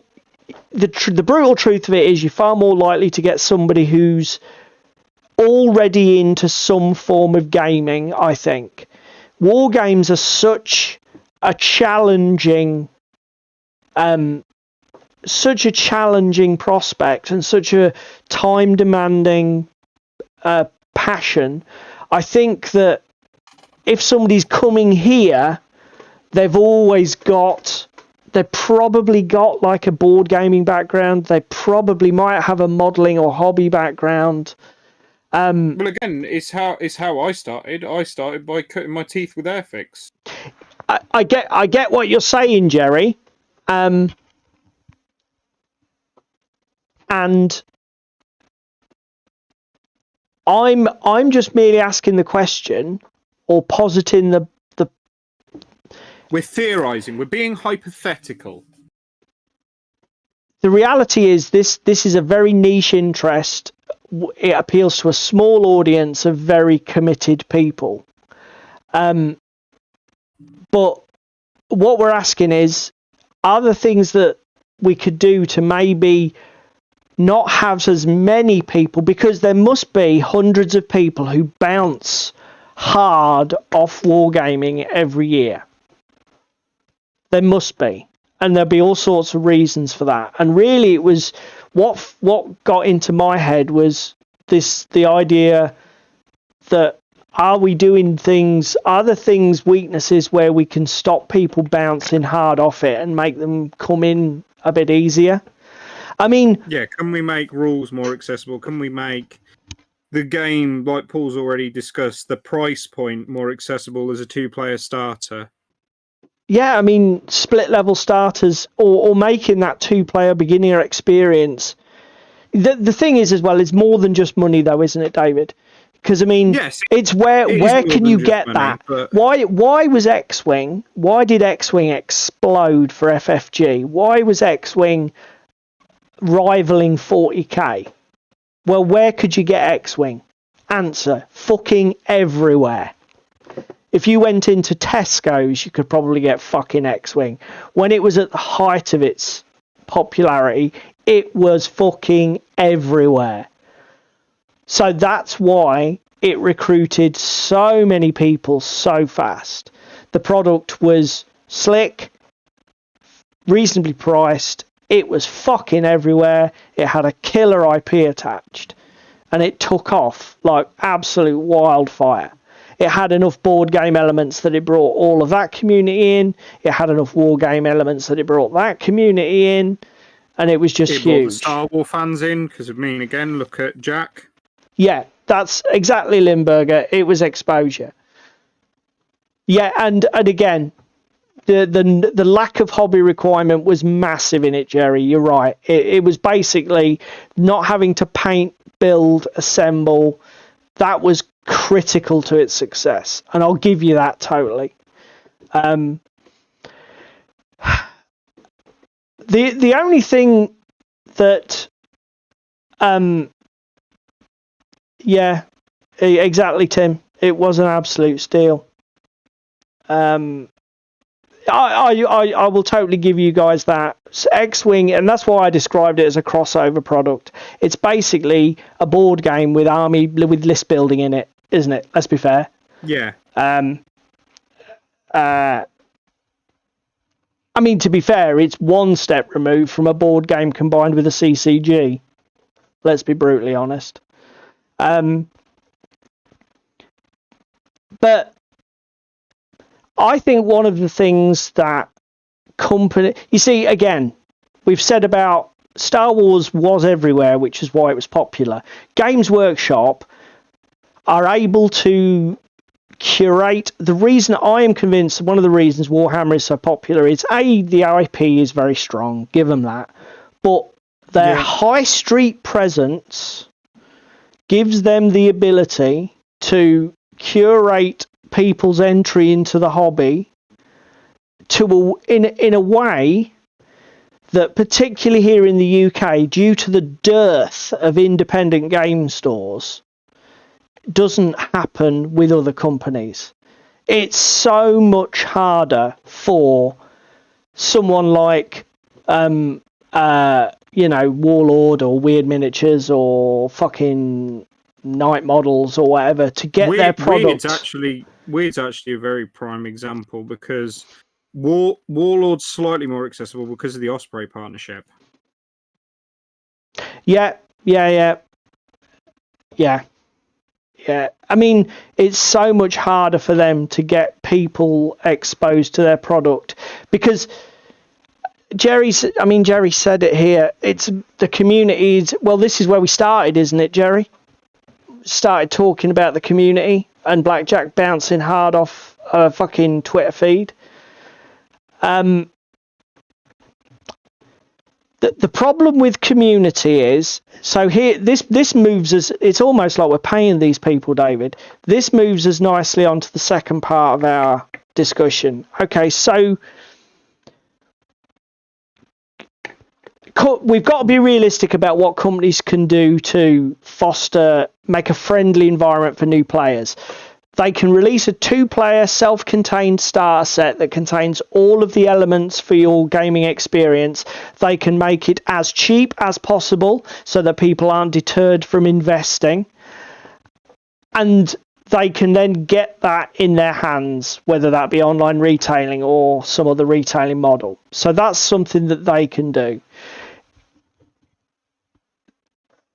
Yeah. They can, if they have absolutely tons of money to spend, market the shit out of their product. But let's be brutally honest. apart from exceptions like Fantasy, Atomic Mass Games and bloody Games Workshop, there are not many model or miniatures companies that have multi-million pound advertising budgets to blow every year on getting their products in people's hands. You work in the industry, Jerry, but correct me if I'm wrong. I'm guessing people like Corvus Belli don't spend six-figure amounts on advertising a year. I could be wrong, but I'd be shocked if they do.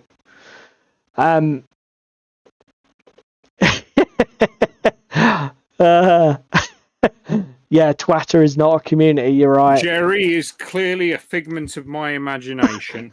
Yeah, Jerry's got a point. I mean, it's a grognard's point, but it's a point to be made. That our community, our hobby shines when it's a social interaction. Again, look how fucking doolally we went with lockdown. We were fucking playing Commander most weeks. We were playing fucking Bolt Action and Frostgrave using TTS, which is a video game. Yeah. Just to get our fucking fix. Yeah. I mean, but as well as what the industry can do, we've got so as well as the industry, there's the community. And obviously this all stems from Blackjack's experience and what is the community? Now, I get what Jerry's saying there. The community is actually the real human beings that you know who play these games and that you interact with face to face, blah, blah, blah. They're at your club. They live in your town. But unfortunately, because there's so few of us and we're spread so thin and we're hidden under rocks because we're such weirdos, we're fucking hermits. We don't leave the house when the sun's up. Because we've all got social anxiety disorder and fucking various problems. Unfortunately, the community, Jerry, is very much Reddit, Twitter, Facebook, Instagram. Even OTT, I know. What other millennial platform I'm not talking about? Plus YouTube. Etc. Well, that's what I was just about to come to. Most people end up going to OTT after they're actually into the hobby. Do you know what I mean?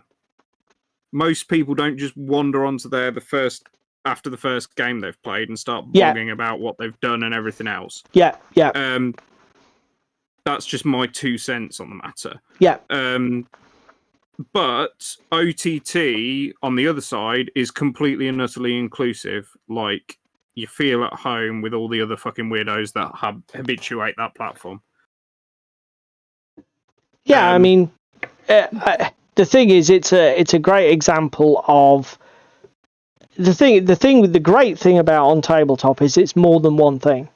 You know, it is literally... There's an active forum behind it. It's a great source of news and information. It's a great source of hobby inspiration and tutorials. There is just the thing about OnTabletop is there isn't a box that it doesn't tick. So in terms of the quality of, but this is what we're coming to, isn't it? All of these venues, whether they be hobby blogs, websites, or social media platforms, YouTube, they all represent a component of what people will interact with when they're first entering the hobby. And one of the problems is that they are very varied in their quality. The same OTT that robbed our video, Tim. Yeah. I mean, yeah, we are. I get you making the point again, Jerry. You're totally right. From your initial interest, you have to find a human being who's going to stand on the other side of a tabletop with you and push some toy soldiers around. That part of it has to happen. But you and I are of an age, but you've got to be honest, mate. I am sure I am absolutely concrete sure, without any evidence to put in front of you, that the vast majority of people who touch upon what we do will encounter it in the digital or online realm first. Or they'll walk into a Games Workshop store. But it's probably more likely they'll play a Warhammer game, a video game, or whatever. They will do that before they get to the next step, which is a human being, somebody who can... Because again, if that person is just one of those people whose first contact... Say, for example, somebody walks into Whole Beach Club next Monday night, they collect model railway or whatever, or they paint World War II airfix kits, and they just happen to see Games Workshop stuff in their local boys superstore, boys discount store, and they said, "Oh, you realise there's a club in town?" And if that person walks through the door completely green, we've got it. Do you know what I mean? We can, as a as a micro community, we can curate their experience every step of the way through whatever they want to do. We've had a couple of new guys recently who are mainly into D&D just wander into club and say about it, and it's like, well, yeah, we don't play D&D that often. There is some groups at our local club that do play D&D, but we do play miniatures war games. Exactly, Limburger. Max is a prime example. Max used to collect Pokemon back in the day when he was younger, and then wandered away from it when he got a bit older. And he's played Magic since. He's played Pokemon. He's played Yu-Gi-Oh! He came into club because he was looking for D&D, but he's actually stayed for the CCGs that we play at club. And he's taken an interest in like Gaslands and a couple of other games at the table. It's just nobody's got around to actually playing him yet. So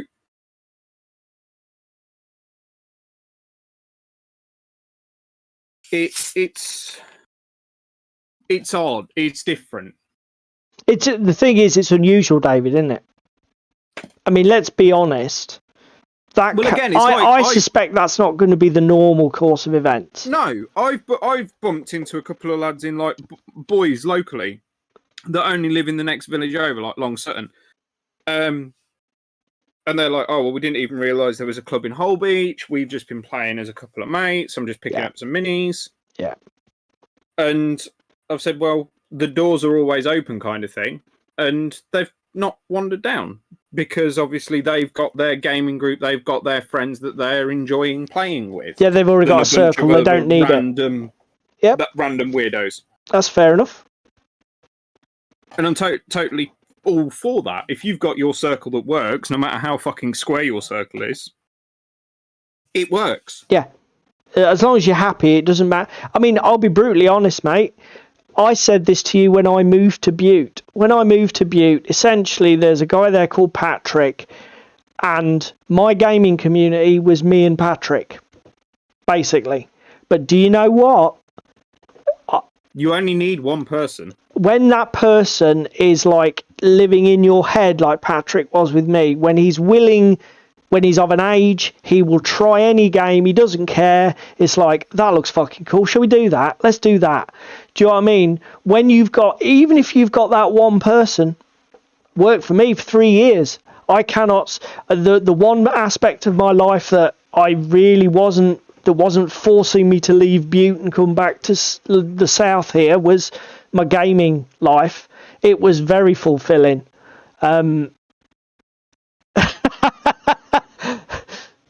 Hey! Jerry, tell me that you arranged that, because that is genius. I don't know how you did it, but that is absolutely brilliant. It's his viral infection from the other day, isn't it? Still coming through, like we said on stream the other week when Tim said he was ill. Yeah, oh my god, that was absolutely brilliant. I'll tell you, I know the website that will cause you to cry, and then we get a fucking spam bot advertising some weird sex site. That's brilliant, mate. That is absolutely the best thing ever. I think we need to clip that out as a fucking short. Yeah, don't worry. That will be happening. Jerry's powers of the internet are just sort of legendary at this point. That's amazing. Fuck me, that was brilliant. Anyway, brilliant, what we talk about. So yeah, I think the vast majority of people are going to interact with the online community first, and the issue with that is for every website that you can point out, like on Tabletop, that is just brilliant in terms of, you know, the community's great. The it's got different levels of engagement, so you can become you can start off as somebody who's casually using the resources on the site, but then you can go and become a backstager and really support them and get involved even more. They do the coverage of UKGE. I mean, I've been supporting Beast of War for many years now, and they've really, because I mean they do board game coverage way more in depth and with way more intensity than they ever used to. The role playing coverage has increased. So, but for every website that you find, like on Tabletop, you've got some random sites that you might have a random Facebook group that's associated with a Warhammer 40k faction that's just full of, I'm going to say the word, wankers. You know, people who are fucking tryhards or bitter or have just got their version of how the game should be played, and it must only be played this way. It's like, but to cut a long story, to basically say what's on my mind, what I think needs to happen, I'm going to start wrapping this up now, but what I think needs to happen is companies who do not have six-figure advertising revenue budgets, looking at you, Corvus, Warlord, Weird Miniatures, Mantic, you need to start curating the online content for your potential new customer in some way. And I don't know how you want to do that. I don't know whether you do that through a community manager who literally creates a part of your web store or identity that is a curated list of resources. I don't know whether you do it by blogging or talking about content creators or other resources out there that are really good quality, because you don't want to do. I can totally understand why you small businesses do not want to do this work yourself. Okay, as I can totally understand. I asked David, right? Bolt Action has two play modes. Basically, it has the generic armored platoon and then theaters. Okay, now I don't know what your thoughts are, Jerry, but even as somebody who's experienced in Bolt Action, I don't think Warlord do a great job of saying there are two completely different ways to play this game. There is this way and there is this way. And to play this game this way, you do this. And to play the game this way, we recommend you need to do this instead. And to be fair, to play Bolt Action in one of those two ways, you purchase different products, you may plan different projects, you take a whole different look at the job. When I Googled it, I found two fantastic blog articles that clearly explained the difference between the generic armoured platoon and the theatre system. Neither of them were written by Warlord. Okay? And I found them. That's fine. But maybe there's a lot of people. Every other Tom, Dick, and Harry can. Maybe there's a lot of people.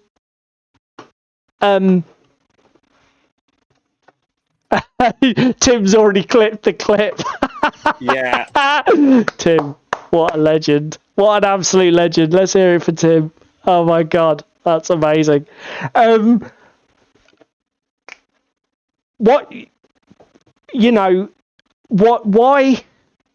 I don't know. That's what I think anyway. I think the community has got some absolute outstanding quality in it. But and there's some quality content creators out there, and certain companies are paying people or supplying miniatures and terrain to get their name out there. Completely get that. It's marketing. It's part of your marketing strategy because you haven't got the deepest pockets in the world. So what's the next best thing to do? Well, we'll give them a load of freebies and a bit of an incentive to get into it. There's nothing wrong with that.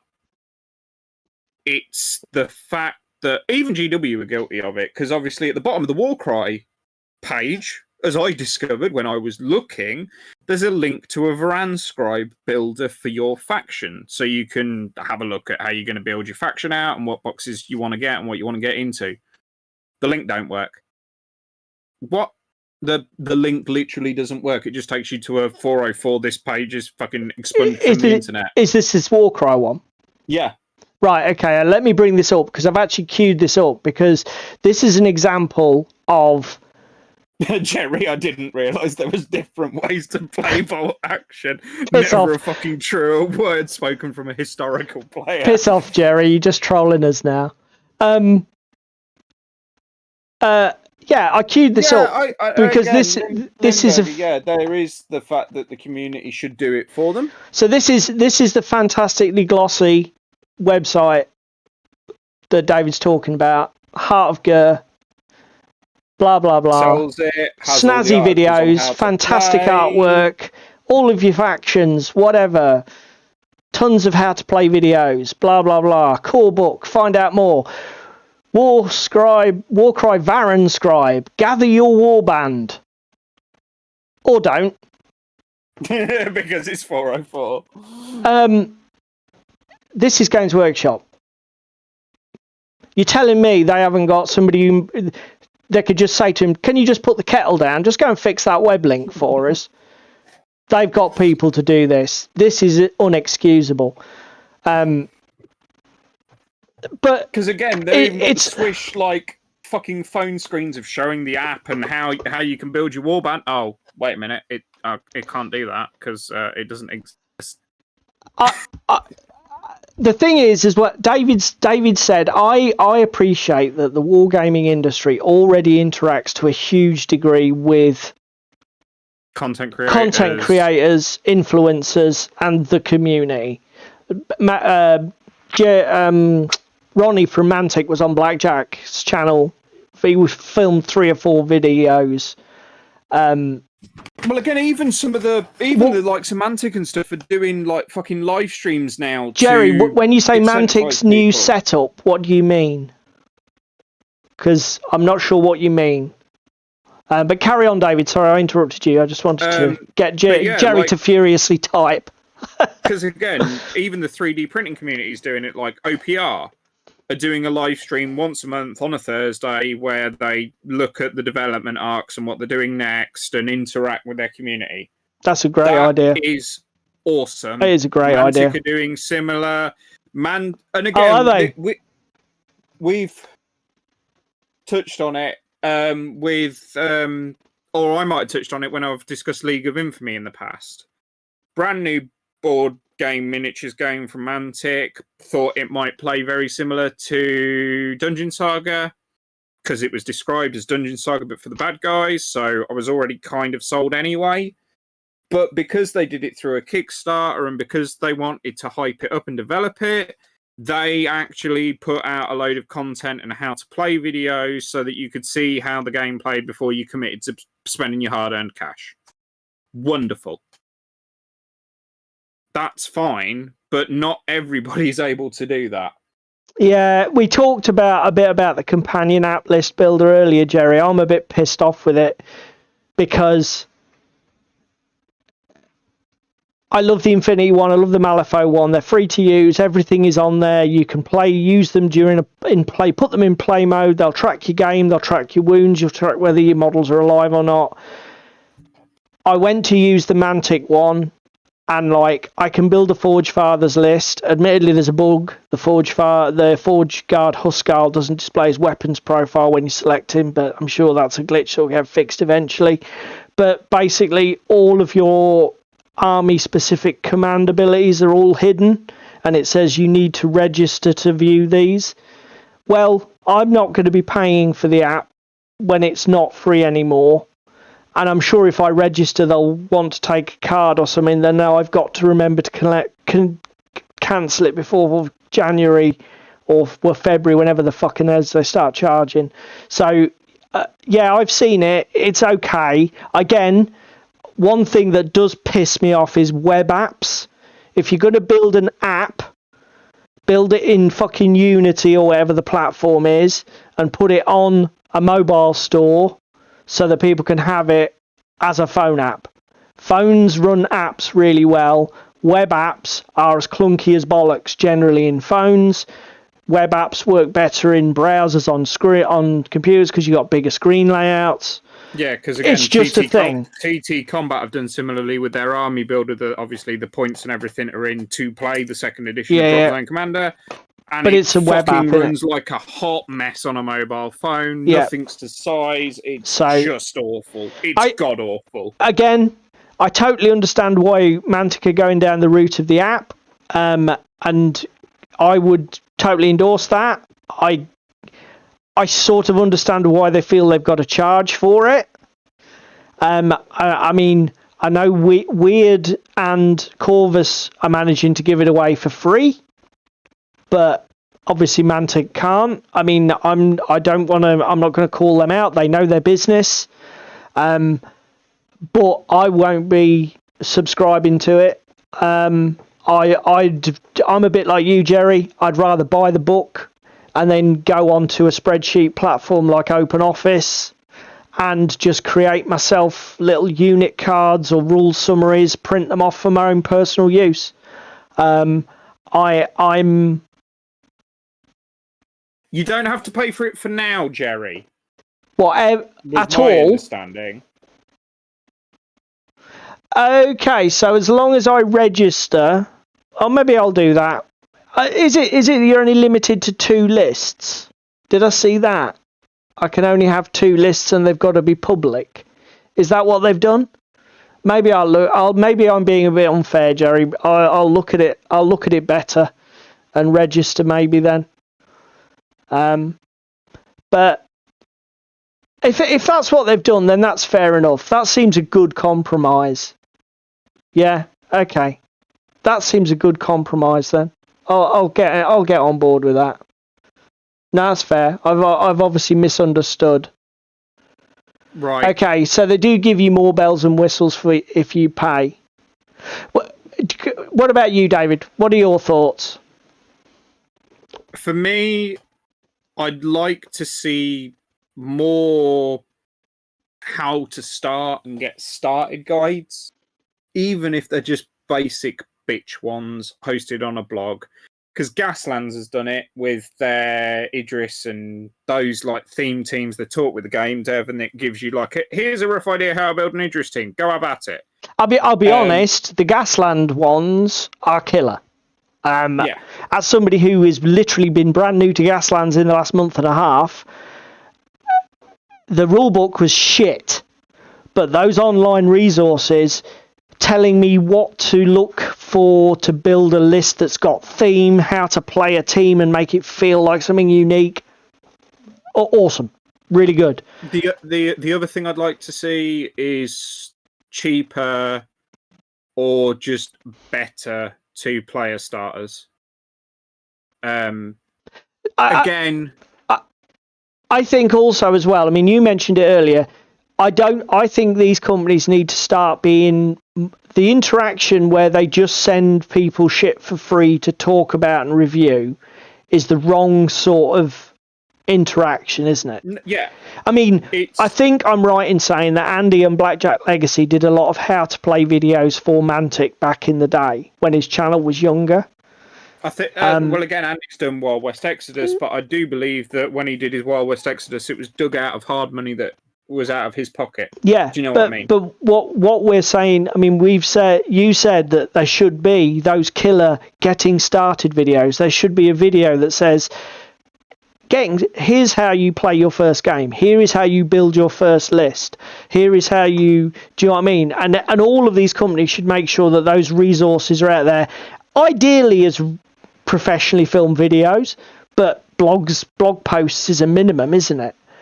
Yeah. But and like you say, yeah, you can't afford to run a TV studio and a film crew. You're not Warhammer Plus, But well, again, there's loads of Wayland do it well with WWX because it is an overwhelming world with the amount of choice that you have to bring, and the fact that it's so open-ended. And it's like, even when I fucking asked Darren at UKGE, like, do you have a faction that acts specifically? And it's like, no, you can basically take any faction to play like any other faction, or there's shooting, there's CC and everything else.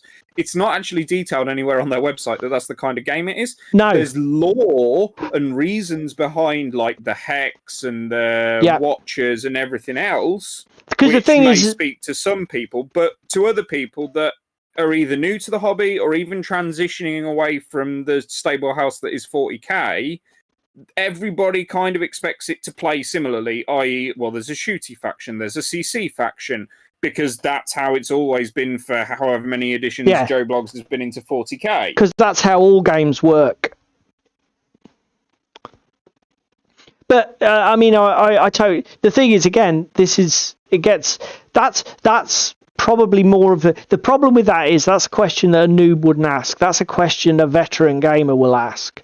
Yes. But, and again, the thing is, it's not in the topic of what we're talking about tonight, but it is a very good point. It's great. Those sort of questions need to be answered. It's integrated into part of it, though. Because, again, as we've already discussed, right? And I'll hit the nail on the head here with Fallout. Fallout 2-player starter set is Super Mutants versus Vault Dwellers. So you kind of, if you've already played the Fallout game and you're jumping into this as a new person that's jumping across from one franchise into mini wargaming, good on you. But the fact is, you know how stuff's going to play because it's based on the fucking game. Do you see my point? Yeah, sure. For something that's open-ended, say it's something that's piqued your interest because of the minis or the game or whatever, if you typically play a game and you prefer the shooty faction or you prefer assaulting people with close combat weapons in whatever game you happen to play, and you want to carry that spirit across to the tabletop, it would be nice to know. Yeah. As a new player, it doesn't have to be fucking super in-depth. I mean, Mantic are doing a killer job. Have you watched any of the how to play videos that they've put up recently for Firefight or Armada? Mantic are doing a killer job in a lot of respects. The videos that they filmed, like they did a whole series of videos for how to play Firefight, phase by phase, rules breakdown, model interactions. Really good stuff. So I think it is definitely something. Again, though, Mantic are relatively large, so they're filming it themselves. I think one of the things that we need to see is the smaller companies who don't want to produce this content themselves need to be using the community as they are doing, but they need to be some sort of more work needs to be done to curate the experience for the new player, specifically the new player, because it's fine for people like Jerry and me and Limburger and Tim David. Even as gaming veterans, we still have questions that we want to ask or want to answer before we're going to commit to spending our hard-earned money. But mate, we understand what we want to know. We probably have the experience, and it's like we talked about Battle Drill. You and I talked about it for 5 minutes. I said, it's badly worded, but it probably means this because none of the other stuff would make sense if we were wrong. We asked on the Discord, we were right. So that was Andy who did that. Yeah, it is Limburger. It's probably more of a... The thing is, gatekeeping implies admissions and allowing people gatekeeping implies exclusivity, whereas curating, you see the it's whole like point. A library. Anyone's allowed in. You know, there are reasons that it's not necessarily a bad thing that you want somebody's interactions with a particular environment or thing to be of a particular nature early on in their experience. You know, we have all sorts of hidden structure. The way we're educated is very highly structured. If somebody started trying to teach you A-level chemistry at age 5, good luck. There's a reason we do not do that. Okay? The human experience requires a degree of curation to get the best out of it. I suppose Limburger has hit a point there with gatekeeping. It's because you're keeping out the stuff that you don't want to show. That is true. The two things have that in common. You're with a gatekeeping setup, you're keeping things out that you don't want in, and curating is exactly the same principle, but hopefully a different motivation. Just letting every man and his dog. Yeah. Apply. Yeah. The reason PP stopped the press gangers. Well, because they couldn't, because the supervision and the quality control was just a fucking nightmare, Jerry. Or was it just literally cost? I'd be interested to know. Or did they start running foul of bloody employment law and loads of stuff like, well, is that person technically an employee? Yes, it is past our bedtime. I was going to say, it's also past our bedtime. Shall we go down to see what I've been doing? Yep, we can do that, mate. Let me just switch over to David's video ninja. Right. Got the weapon painted, got the metallics on. Don't know what colour to do his thong in his hand, but hey, they're looking pretty fucking swish, even if I do say so myself. And I'm liking this toned down leather.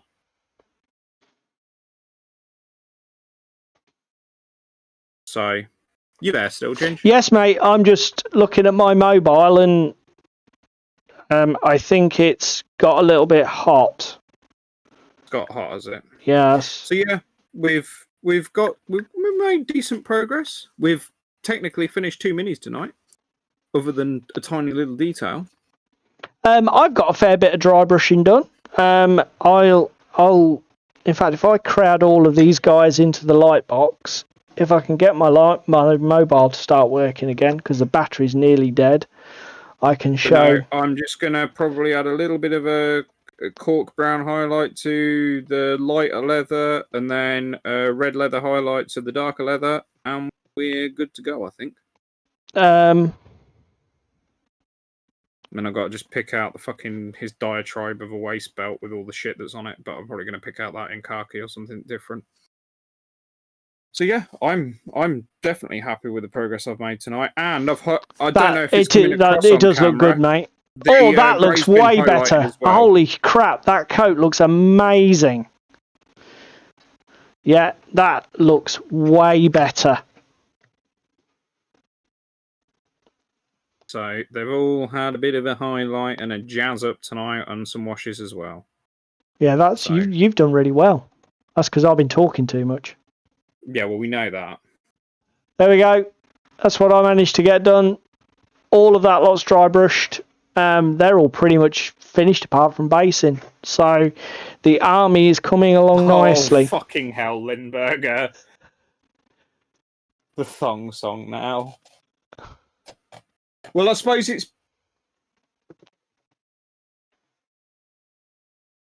thong. The man in the bronze mask, thong in hand. Yes, he's obviously into some BDSM shit. There we go. We said it. It's the doctors. I mean, fuck me. There's guys in straitjackets for crying out loud, lads. Mate, they were not going to let you get away with it. Well, thank you very much for everybody who joined us here tonight.